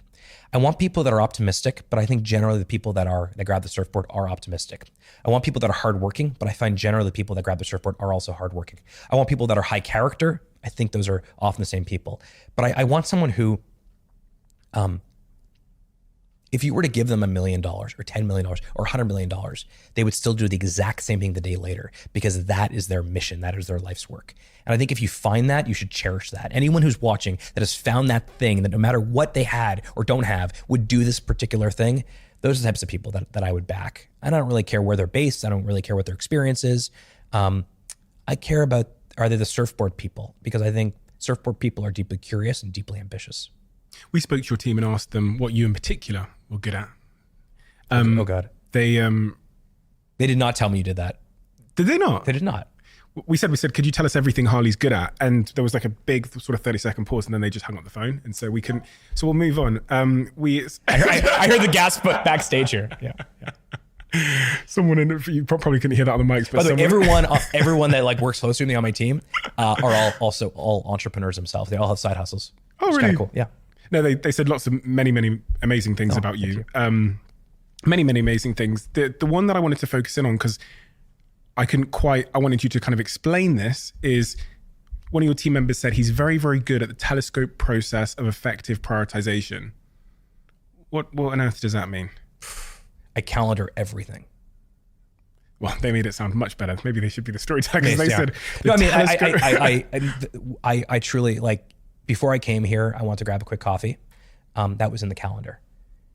My meditation this morning is in the calendar. The things that I really, really care about, I diarize, and I stick to that diarization. And because of that, I think it's easier for me to prioritize what's important in my life, both professionally and personally, than most people who they try to fit things in. I often don't walk into a place, you ever meet those people that are like, they're always kind of in a rush? Me. Okay. I'm not. I'm usually not in a rush. I'm hard driving, and I'm always, super go all the time, but I'm not usually not in a rush. And the reason is because the things that are deeply important to me are in the calendar. And I think most people don't. I think a lot of people use their calendar for diarizing a Zoom call or scheduling, I don't know, like lunch. Yeah. This is going to sound maybe lame to some people. It's worked well for me. In my calendar, you will see walk with Lindsay, like walk with my wife. You will see like ski time with Bailey or Zoe. Everything is in the calendar. Every person, someone that I want to hang out with, that I want to actually, a mentor of mine that I don't think I'm spending enough time with, they go in the calendar every 4 weeks, and I commit to that. That helps me. I'm not sure I'm like the world's greatest prioritizer, but because of that, I'm able to prioritize things in a way that I think most people may not always be able to do. So that's one thing. In terms of the other prioritization, there's very few things that are like nice to haves in my life. I don't do the nice to have thing. These are things that are in my life are must haves. And Shopify is very important to me. Lindsay and the girls are very important to me. Like some of the charity projects we're doing, particularly some of the Jewish charity projects we're doing right now in Canada, are very important to me. There's not much else. I'm not trying to also qualify for a marathon. I'm not also trying to, do research on some other topic. Like, this is kind of the stuff that matters. And so when you and I first connected, I knew that I would one day love to be on your show. Why? Because like when I think about, do you know the concept of Ikigai? Yeah. Yeah. So when I think about the Ikigai concept, which is really life's work, by the way, it's just a Japanese version of it, which is far more elegant than the term life's work. But what am I good at? What is the world going to find value in? What can I get paid for? And what adds the most amount of value? I think generally, I forgot the exact terms. This conversation with you hits a bunch of those. Like the intersections of the Venn diagram, this hits. You're a great entrepreneur. Your audience are great entrepreneurs. I knew the conversation would be interesting because I listened to this podcast and I love your show.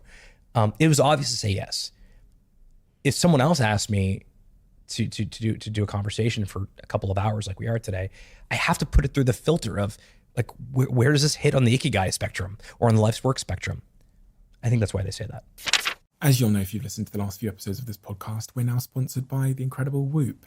And if you're anything like me and juggling a fair few things every day, Whoop could be a real game changer in your life. When I was a young entrepreneur, I liked to, talk a little bit too much about how many hours that I worked, how many emails I'd sent, and all of those kinds of things. But I didn't have a second thought on how all of that work and that workaholism was impacting my stress levels, my productivity, my sleep, my overall health, which is why I think the new stress monitoring feature on my Whoop is so important. Whoop is this small device on my wrist that I wear during the podcast. It's a wearable health and fitness coach and helps you to sleep better, to train harder, live healthier, and now manage your stress. One of the ways that it does this is with scientifically backed breathing exercises developed with leading neuroscientist Dr. Andrew Huberman. If you're someone who's struggling to manage and overcome stress, I'd highly recommend you check out Whoop. It's been a genuine game changer for me. Go to join.whoop.com/CEO to get a 3 months Whoop membership on me and let me know how you get on.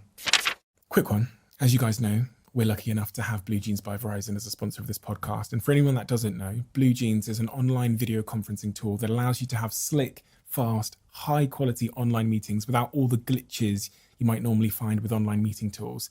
And they have a new feature called Blue Jeans Basic. Blue Jeans Basic is essentially a free version of their top quality video conferencing tool. That means you get an immersive video experience.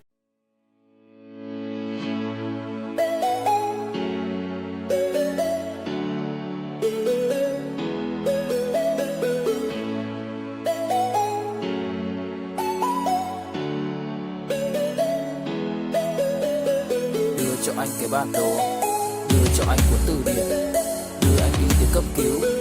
Kiện em, đưa cho anh cái bản đồ, đưa cho anh cuốn từ điển, đưa anh đi từ cấp cứu.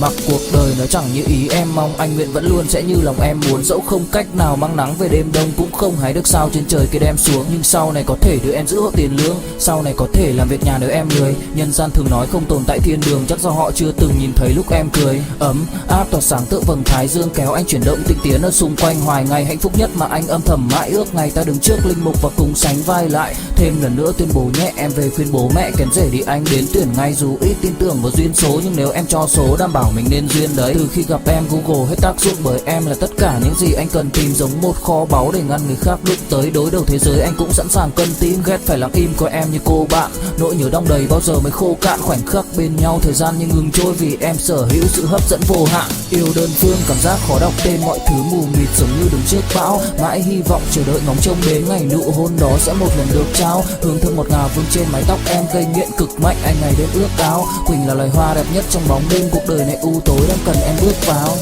Đưa cho anh cái bản đồ vì anh sắp lạc bên trong đôi mắt kia. Hãy đưa cho anh cuốn từ điển vì cảm xúc này anh không thể cắt nghĩa. Chuẩn bị đưa anh đi từ cấp cứu vì anh sắp gục ngã dưới chân một nữ thần. Kiện em bóc lột khiến trái tim anh sao xuyến quanh năm chẳng được nghỉ kể cả ngày chủ nhật. Sắp phát in mà đâu dám lộ ra, bên bưu điện cũng không ship hộ quà. Họ chẳng thể nào chuyển hết toàn bộ nhung nhớ của anh định trao em, bởi tại vì to quá. Xuất hiện bất ngờ như cơn gió vườn qua, trái tim thẫn thờ tự dưng nó chợt lạ. Đối với cuộc yêu chỉ đủ chỗ cho hai người, nên giá trị em giờ luôn là nhỏ hơn ba. Nhưng tất cả đều do anh nhút nhát, mà dù chinh phục em đúng mục tiêu đích thực, những câu tỏ tình lại như quốc ca Tây Ban Nha mãi không thể có được một lời chính thức.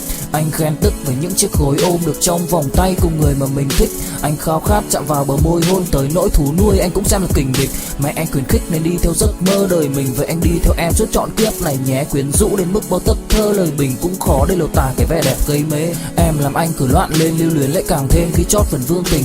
Làm thao thức bâng khuâng giữa màn đêm, tâm trí hoài ngàn năm mãi say đắm hương quỳnh. Yêu đơn phương cảm giác khó đọc tên, mọi thứ mù mịt giống như đứng trước bão. Mãi hy vọng chờ đợi ngóng trông đến ngày nụ hôn đó sẽ một lần được trao. Hương thơm ngọt ngào vương trên mái tóc em, gây nghiện cực mạnh anh ngày đêm ước ao. Quỳnh là loài hoa đẹp nhất trong bóng đêm, cuộc đời này u tối đang cần em bước vào.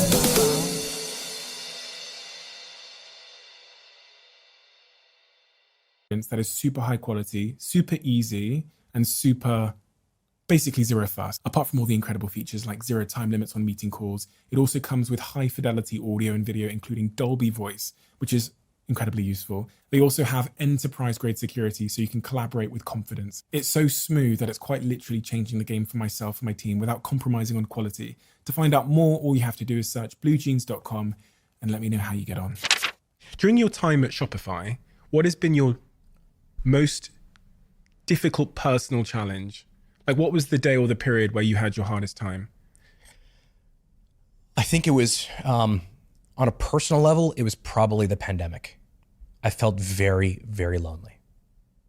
I was low in energy. I was high in anxiety, and I wasn't making time. It was like, the pandemic was crazy for Shopify. Overnight, every physical retailer shut down. And we were really lucky in that a lot of them ended up coming online with Shopify. That was really cool. But we ended up hiring a ton of people very, very quickly. We were always by ourselves. We were fully remote at that point. And I was not in a good place. What do you mean you weren't in a good place? I wasn't present at all I don't think I was present for my team, and I don't think I was present at home. I felt like I was simply just trying to tread water. And I wasn't making time. Like, I had this sort of great, I talked about my calendar efficiency. I had this great sort of plan usually, and then the pandemic hit and like everything changed, and scheduling all this time, like I didn't replace the time with mentors that I would meet in person with virtual coffees. I just canceled it. And so it was a very reactive period for me where I don't think I was mindful of what I needed to be a good leader. And we were just hiring a ton of people, and I was lonely. I was really fucking lonely. That was a low point on the professional side. On a personal side, it actually happened a couple of years prior to that. And it was really around the transition from being sort of COO to being president. I felt like I was letting down the company. I was letting down Toby. I was letting down myself if I didn't have a particular role at the company. And that role came with a huge headcount, like all these different teams reported up to me. From a headcount perspective, there were like 6,000 people that reported to me. It was kind of a crazy thing. But I knew it wasn't the right job for me, but I did not have the self-confidence, nor did I have the enough introspection to say I'm in the wrong job.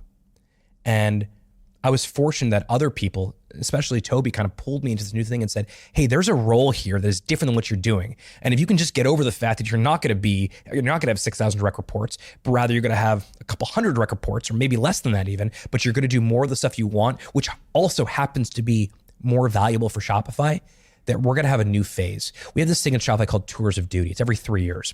And a tour of duty is, it's a new mandate, new objective. And for the most part, most of my tours of duty up until this most recent one, I was doing the same thing. I was just grabbing as much as I can, trying like Swiss Army knife stuff.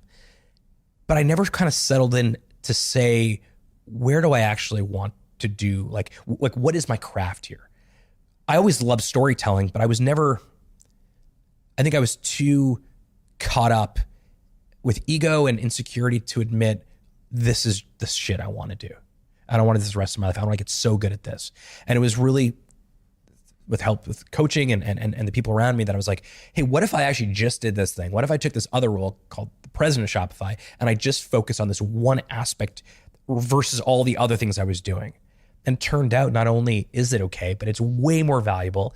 And I think I'm a much more valuable member of our team because I've sharpened my point rather than become a well-rounded Riverstone. In those dark moments, in those hard times, did you speak to anybody? As in, when I'm saying, I mean, speak to the people that were next to you. Did you speak to Toby? Did you tell your wife how you were feeling? My wife knew I wasn't happy. Did you have a conversation? No, I don't think I was able. I don't think at that particular moment I was able to actually even see it. I was like, look, I've been here for a long time. Maybe this is it. Maybe I've hit my max here, right? I mean, I've been here for a third of my life. Maybe this is it. Maybe like I should just quit while I'm ahead. And what I didn't fully appreciate is that the thing that I really want to do is also the thing that everyone else really wants me to do. It's also really the thing that is most valuable to the company at this particular phase. For your self-esteem, that enoughness. I was like, well, but that's not enough. Yeah. I'm not doing enough. I'm not contributing enough. And what does that mean about me and my self-worth? That's right. Like obviously I'm not enough. I am the happiest. I'm not just saying that because we're on camera.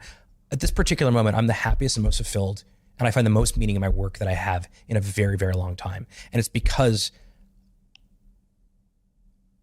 I'm doing the thing I should be doing, which is this particular skill, this particular role that I have is kind of built perfectly for me.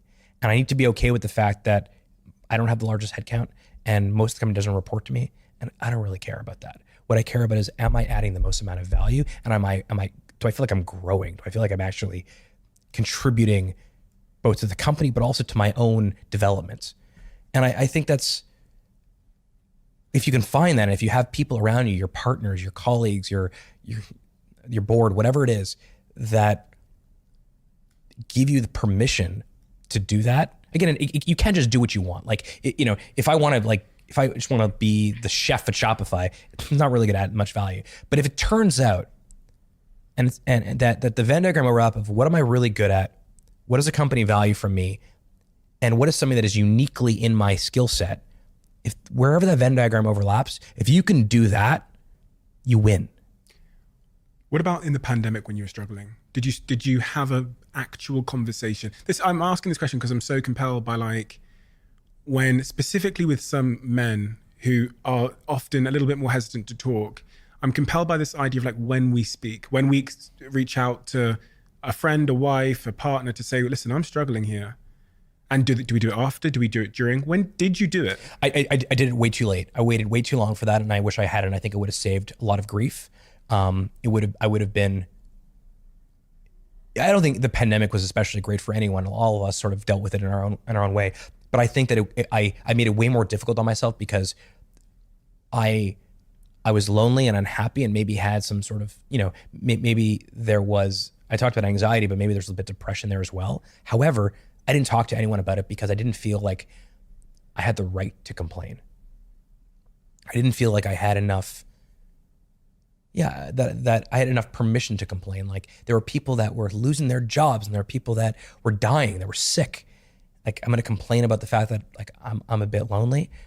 And in hindsight, I should have done it differently. I should have said, look, I recognize that I'm very fortunate, very blessed, but I also recognize that I'm also really lonely right now. And I think what that would have, by telling people that, by saying it out loud, there's that whole theory about don't tell people your goals.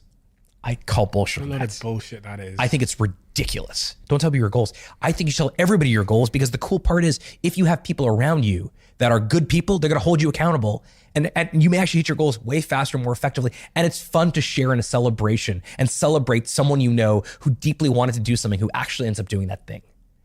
So it's funny because if you feel like you can't share with people your goals, it's really what you should do is get new friends. Totally. You know what I mean? Like, why wouldn't you want to tell your friends and the people around you you have ambitions? Well, the common critique of telling people your goals is that when you tell someone your goal, you as an individual, you get something from that. And so the critique of it is you don't deserve anything by just saying something out loud. That I think it's complete bullshit. I think if you want to do something and you put it on social media. In 12 months from now, I'm going to run a marathon or ultra marathon. In 10 months from now, I'm going to have, $2 million of sales in my online store. In 10 months from now, I'm going to, do something really challenging and difficult, especially on social media where people love to rip into each other. That may hold you accountable. So I did not do the right thing at that particular time. I hesitated, and it's because of some weird bravado that like I'm strong, I'm capable, and I'm fortunate, and therefore I don't deserve to be unhappy or depressed or anxious. And I actually think my biggest lesson from all of that is vulnerability for the right people. To your point, good friends, good family, good colleagues, good partners. It shows strength. It does not show weakness. And I was very weak, and I didn't want to show vulnerability. I wrote in my diary the other day that vulnerability is a magnet, not a repellent. And I think in our masculinity, in our toxic masculinity sometimes, in our sense of wanting to be what we think strong is, the sort of misrepresentation of strength, we see being vulnerable as a repellent, as in I will lose things. People will leave me, they'll think I'm weird or weak or whatever. And then every time I've ran the experiment of vulnerability, and when I say experiment, I mean because it feels risky sometimes, it's a magnet. Almost always. The world around. It's like the antidote for loneliness in many respects. And there's another really important thing to say, because you in that basement during the pandemic, your family were there in the house. And we often confuse this idea of being alone with loneliness. Totally. And Simon Sinek's, actually, I give him credit. He came on the podcast the other day and he talked about how lonely he is right now. And the brain goes, do you not have any friends? He goes, I have loads of friends. I have loads of people around me. I have a big team, but I'm lonely. There's an important distinction to make, which I'm sure you can speak to in your, because I was thinking, well, you had your family, had your wife, but I was like, no, Steve, you're falling into the trap again. He wasn't alone. So I was not alone, but I was lonely. And actually, this is where, going back to your point earlier, which is a great point about entrepreneurship being a lonely activity or a lonely sport, by having more people around you on the journey with you, even if they're on their own journeys, but they're sort of tangential to your journey, it's a little bit less lonely. Yeah.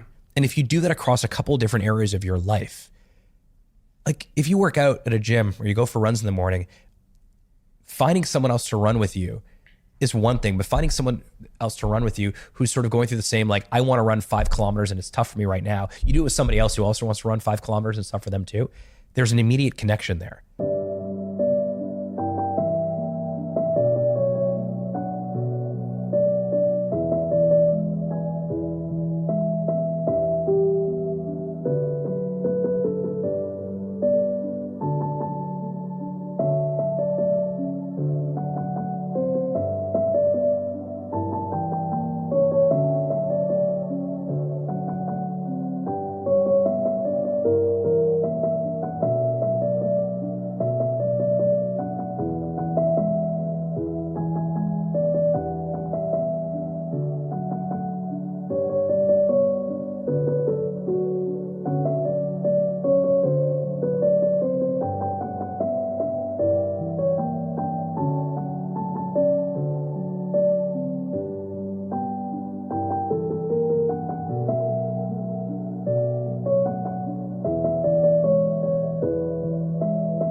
So in one case, you may be you're not alone because you have someone running with you, but you're lonely. In another case, if you're on a similar journey together and you have a shared experience, or you're sharing an experience, that takes away from the loneliness. How does that square with Shopify's approach to remote working? Because this is a debate I've pondered over and over and over again in my head, which is like, there's no correct answer here. We all know that. Everyone's got a different mission. Every company's got a different mission. But one of my reasons against this total remote work scenario is because I think there's been a decay in community institutions in our world. So in the UK, like all the pubs are shutting down. We don't have community centres, churches, etc. Work seems to be one of those institutions that remains, that does bring us together. Although that's a dangerous thing also, right? Of course. Yeah. And it's also age and demographic specific. And there's a little bit of privilege in there as well, because, you know, everyone's situation is different. This is something I'm evolving on.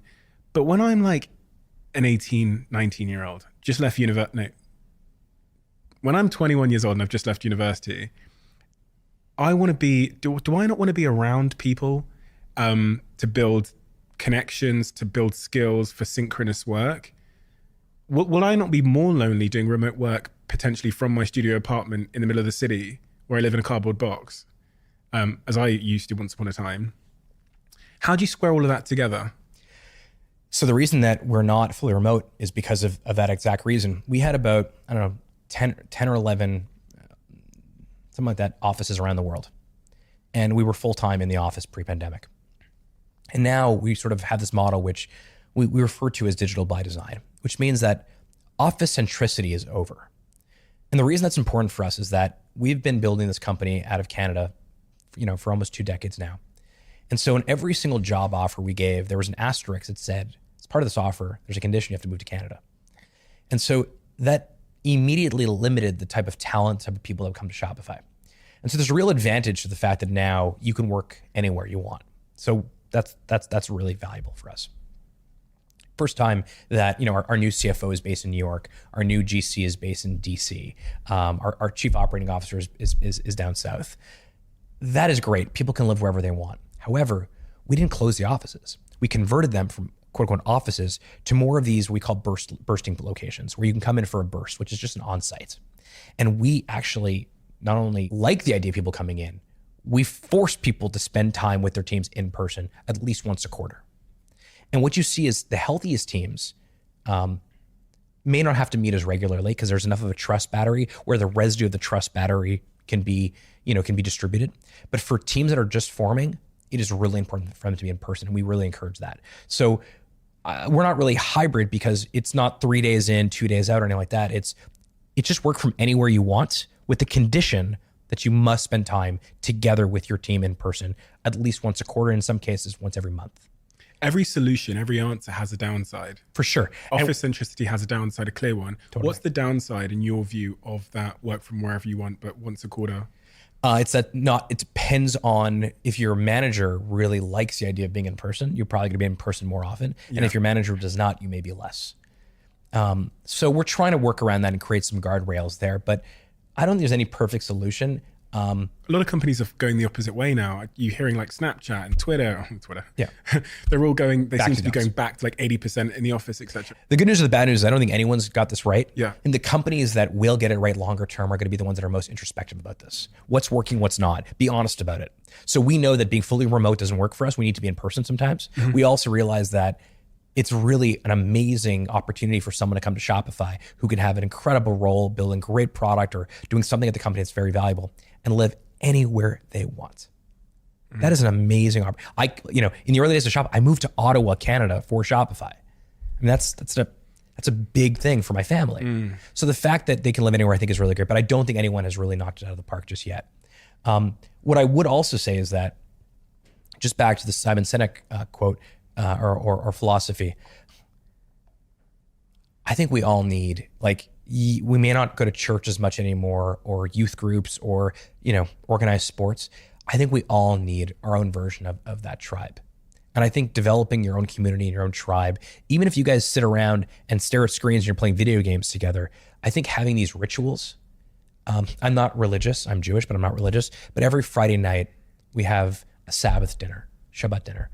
And we say sort of the very basic Jewish prayers, but this ritual that my kids look forward to, where they say Shabbat Shalom, and my wife, makes this amazing home cooked dinner. I mean, no matter what happens, I'm home Friday nights. Even if I have to travel, I'll go home, then I'll leave Saturday morning, because that is a ritual that I think is important. And I think we all need rituals in our lives. And I think the cool part of rituals is like you can create new ones all the time. The key though is consistency. And the direction of travel at a very macro level with all these things that are happening in technology seems to be one in which where we're being stripped of community and in-person connection, which seems to, humans aren't changing, technology is, but our innate fundamental Maslowian or like psychological needs aren't changing.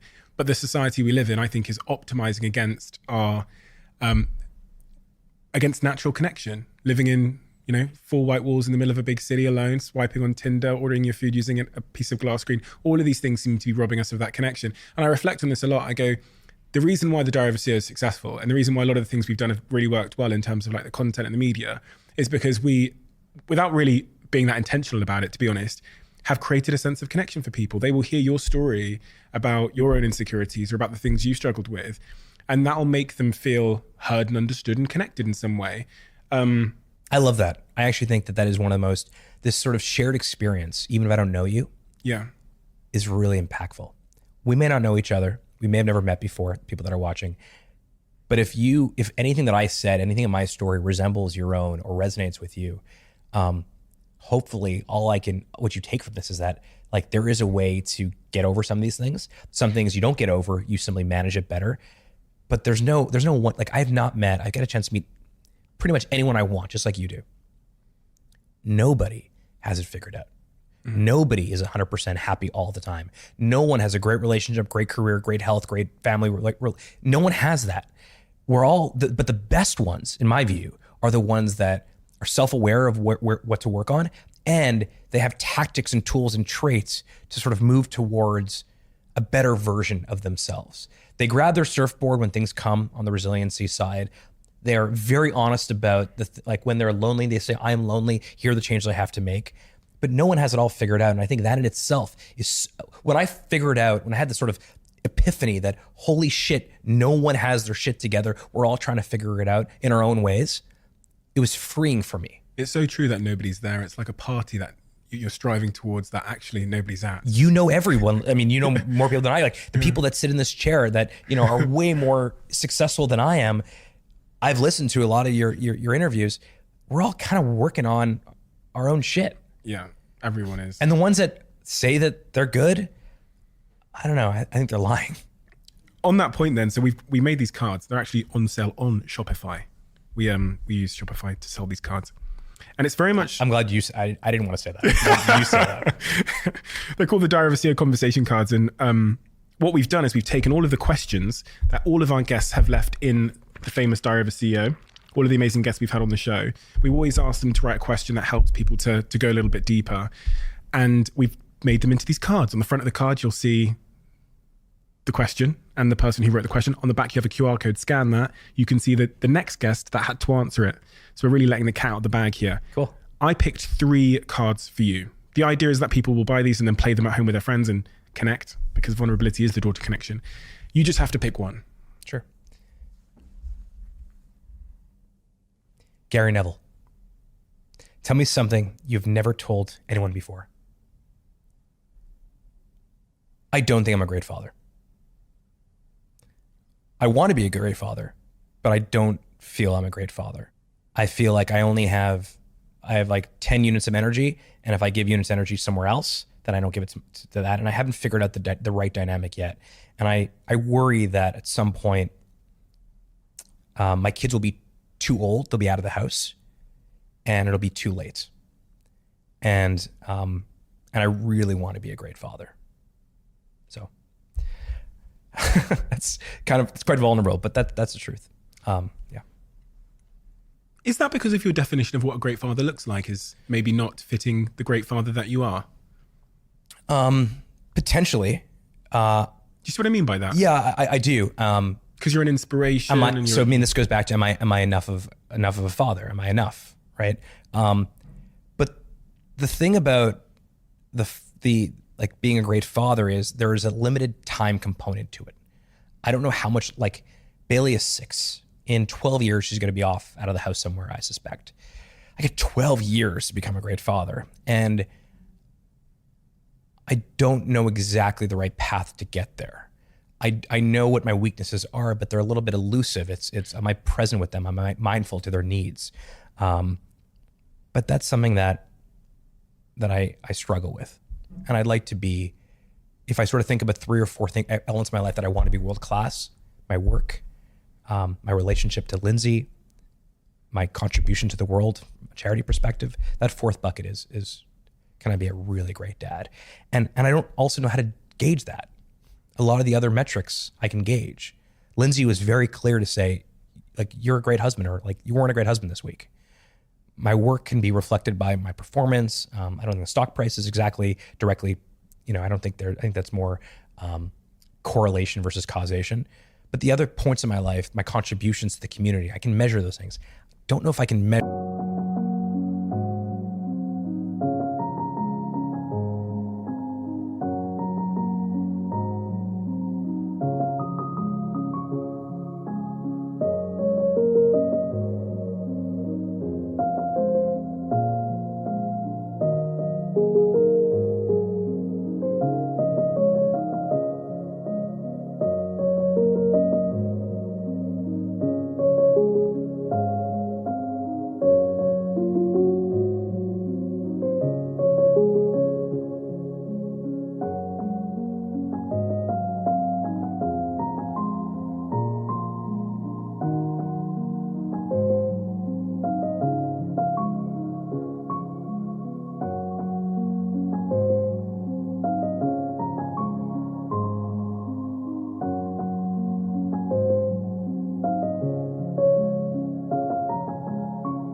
If I'm a great father or not. Because of that, it makes the whole thing really challenging.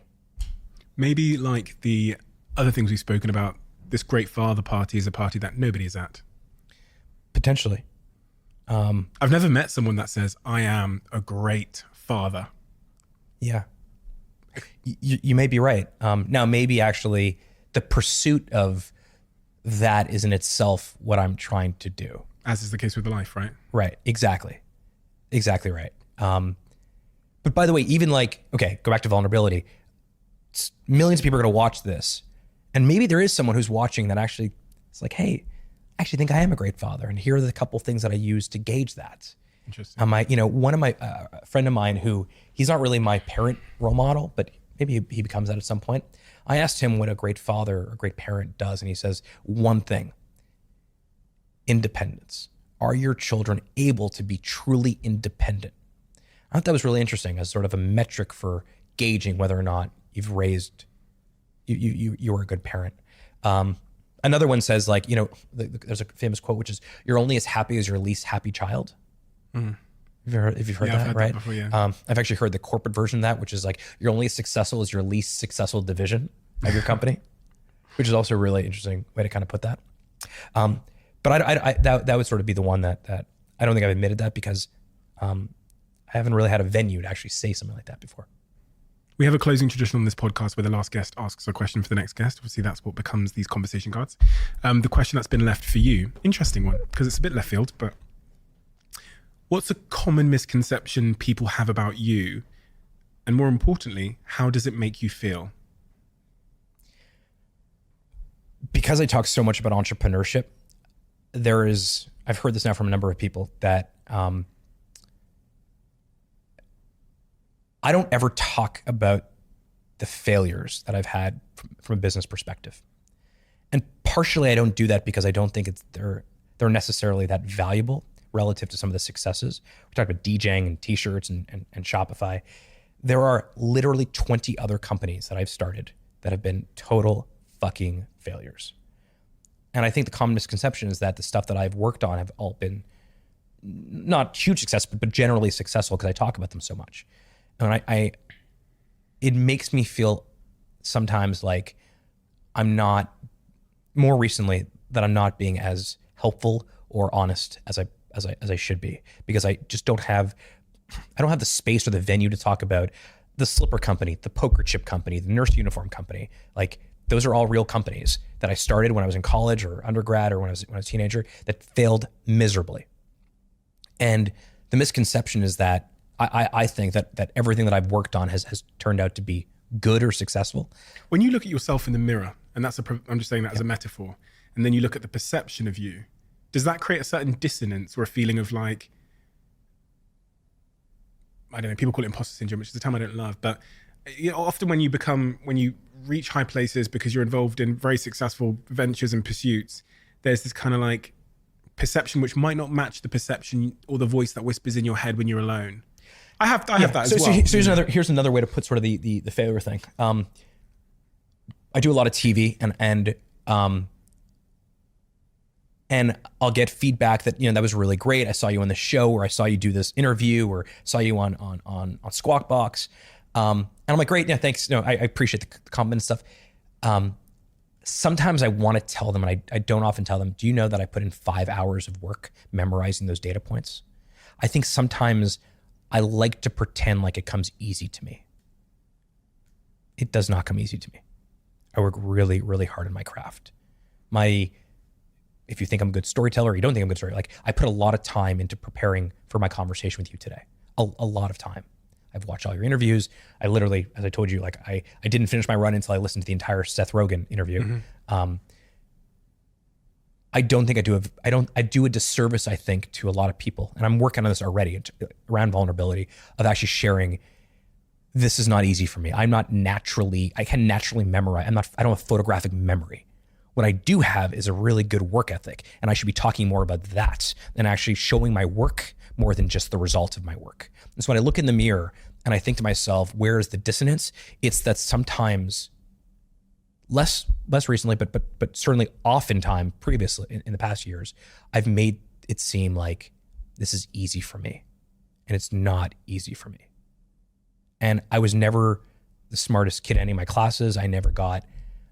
I probably made it seem like I was, smarter than I was in some of the classes. When I wanted to do well in a class, I just outworked everybody else. And I think if anyone out there wants to emulate anything that I've done, emulate my work ethic and the journey, not the destination, because it's been fucking hard and still fucking hard. And I embrace it and I enjoy it, and I wouldn't trade for anything else in the world. But I've had tons of failures, and I work really hard to make sure that I have fewer of those over time, but it doesn't come easy to me. Harley, thank you so much. Incredibly enjoyable conversation, and I've learned so much. But it's funny that I've done so many of these podcasts, and I still continue to learn from every single individual in so many incredibly unique and for me really defining ways. I wanted to close with just one thing, because I'm thinking forward at the guests we've got coming up and the guests we've had previously. And maybe you're the best place to answer this. This started as a very business-centric show, business-centric podcast. Started as me as a young entrepreneur building a company, et cetera, et cetera. There's a huge part of my audience base that are doing exactly that right now. Maybe they've started their Shopify store. Maybe it's day one. They know what they want to sell. Maybe they don't. Maybe they're not quite there yet. But if there were a piece of advice you could lend to someone who wants to go on that journey of entrepreneurship, of all the things we've discussed today, what would that closing remark be? Remember that the cost of failure right now is the lowest it's ever been in the history of the world. And because if you can remember that, it means that there's absolutely no reason why you shouldn't keep trying. And if it doesn't actually work, try something else. I think this idea of cost of failure is a fascinating one, because it's never going to be zero, right? Because ultimately, there is an opportunity cost in your time. You could be doing something else. You could be watching TV. You could be playing video game. You could have a job. But knowing that you are interested in entrepreneurship, and at the same time, in modern day, you also realize that the cost of failure is as close to zero as it's ever been, means that if you have any instinct to start a business in the shower, when you're driving, when you're on a walk, randomly you have this this would be a cool idea, try it. When you look across the millions of stores on Shopify, who've now sold more than $500 billion on Shopify, the vast majority of them did not wake up and say, I'm going to be a great entrepreneur. They tried something, it worked, they scaled it. They tried something, it didn't work, they tried something else. That was when they scale. When you look across the stores on Shopify that have been successful, all of them didn't start out with this vision of building $1 billion company at some point. And I think that The fact that we can start a business now for the price of a couple cups of coffee, and that business can grow to be a large, multinational, multi-billion-dollar company, if that's what you want, that did not happen. And it certainly did not happen in the time span that it's happening right now. The companies now, there are companies on Shopify today where they're doing $1 billion or more in sales that didn't exist 6 years ago. 6 years ago, it was a shower idea, and now they're a multi-billion-dollar company. Or if you don't care about building $1 billion company, they've changed their entire vertical, their entire their world, whatever the world they're in, they've changed it entirely, and it'll never be the same again. And so, what a time to be alive. What a time to be alive. What a time to be someone who actually has an idea and wants to share that idea with the world. And if you're not sure about an idea, what you could sell, how you could start, think about something you already do. There is a store on Shopify that sells the most delicious matzo ball soup. What's matzo ball? Matzo ball soup is a Jewish chicken soup. Okay. It's this matzo ball. It's like if you go to a Jewish deli, you should actually try this. You should go try. There's a store on Shopify that says matzo ball soups, and when you look at the story of how it got there, they were just making matzo ball soup for their friends and family. And at some point, they realized maybe I can share this with the world, and they do. And now they have a real business doing the thing they already were doing, except now someone is paying them for that. That is incredible, and that's the time we're living in right now. What a time to be alive. Harley, thank you so much for your time and your generosity. It means the world to me, and it's been an incredibly important conversation. Great conversation. Thank you for inviting me. Over the last couple of, maybe 4 months, I've been changing my diet, shall I say. Many of you who've really been paying attention to this podcast will know why. I've sat here with some incredible health experts. And one of the things that's really come through for me, which has caused a big change in my life, is the need for us to have these superfoods, these green foods, these vegetables, and then a company I love so much, and a company I'm an investor in, and then a company that sponsored this podcast and that I'm on the board of, recently announced a new product, which absolutely spoke to exactly where I was in my life, and that is Huel. And they announced Daily Greens. Daily Greens is a product that contains 91 superfoods, nutrients, and plant-based ingredients, which helps me meet that dietary requirement with the convenience that Huel always offers. Unfortunately, it's only currently available in the US, but I pray that it'll be with you guys in the UK too. So if you're in the US, check it out. It's an incredible product. I've been having it here in LA for the last couple of weeks, and it's a game changer.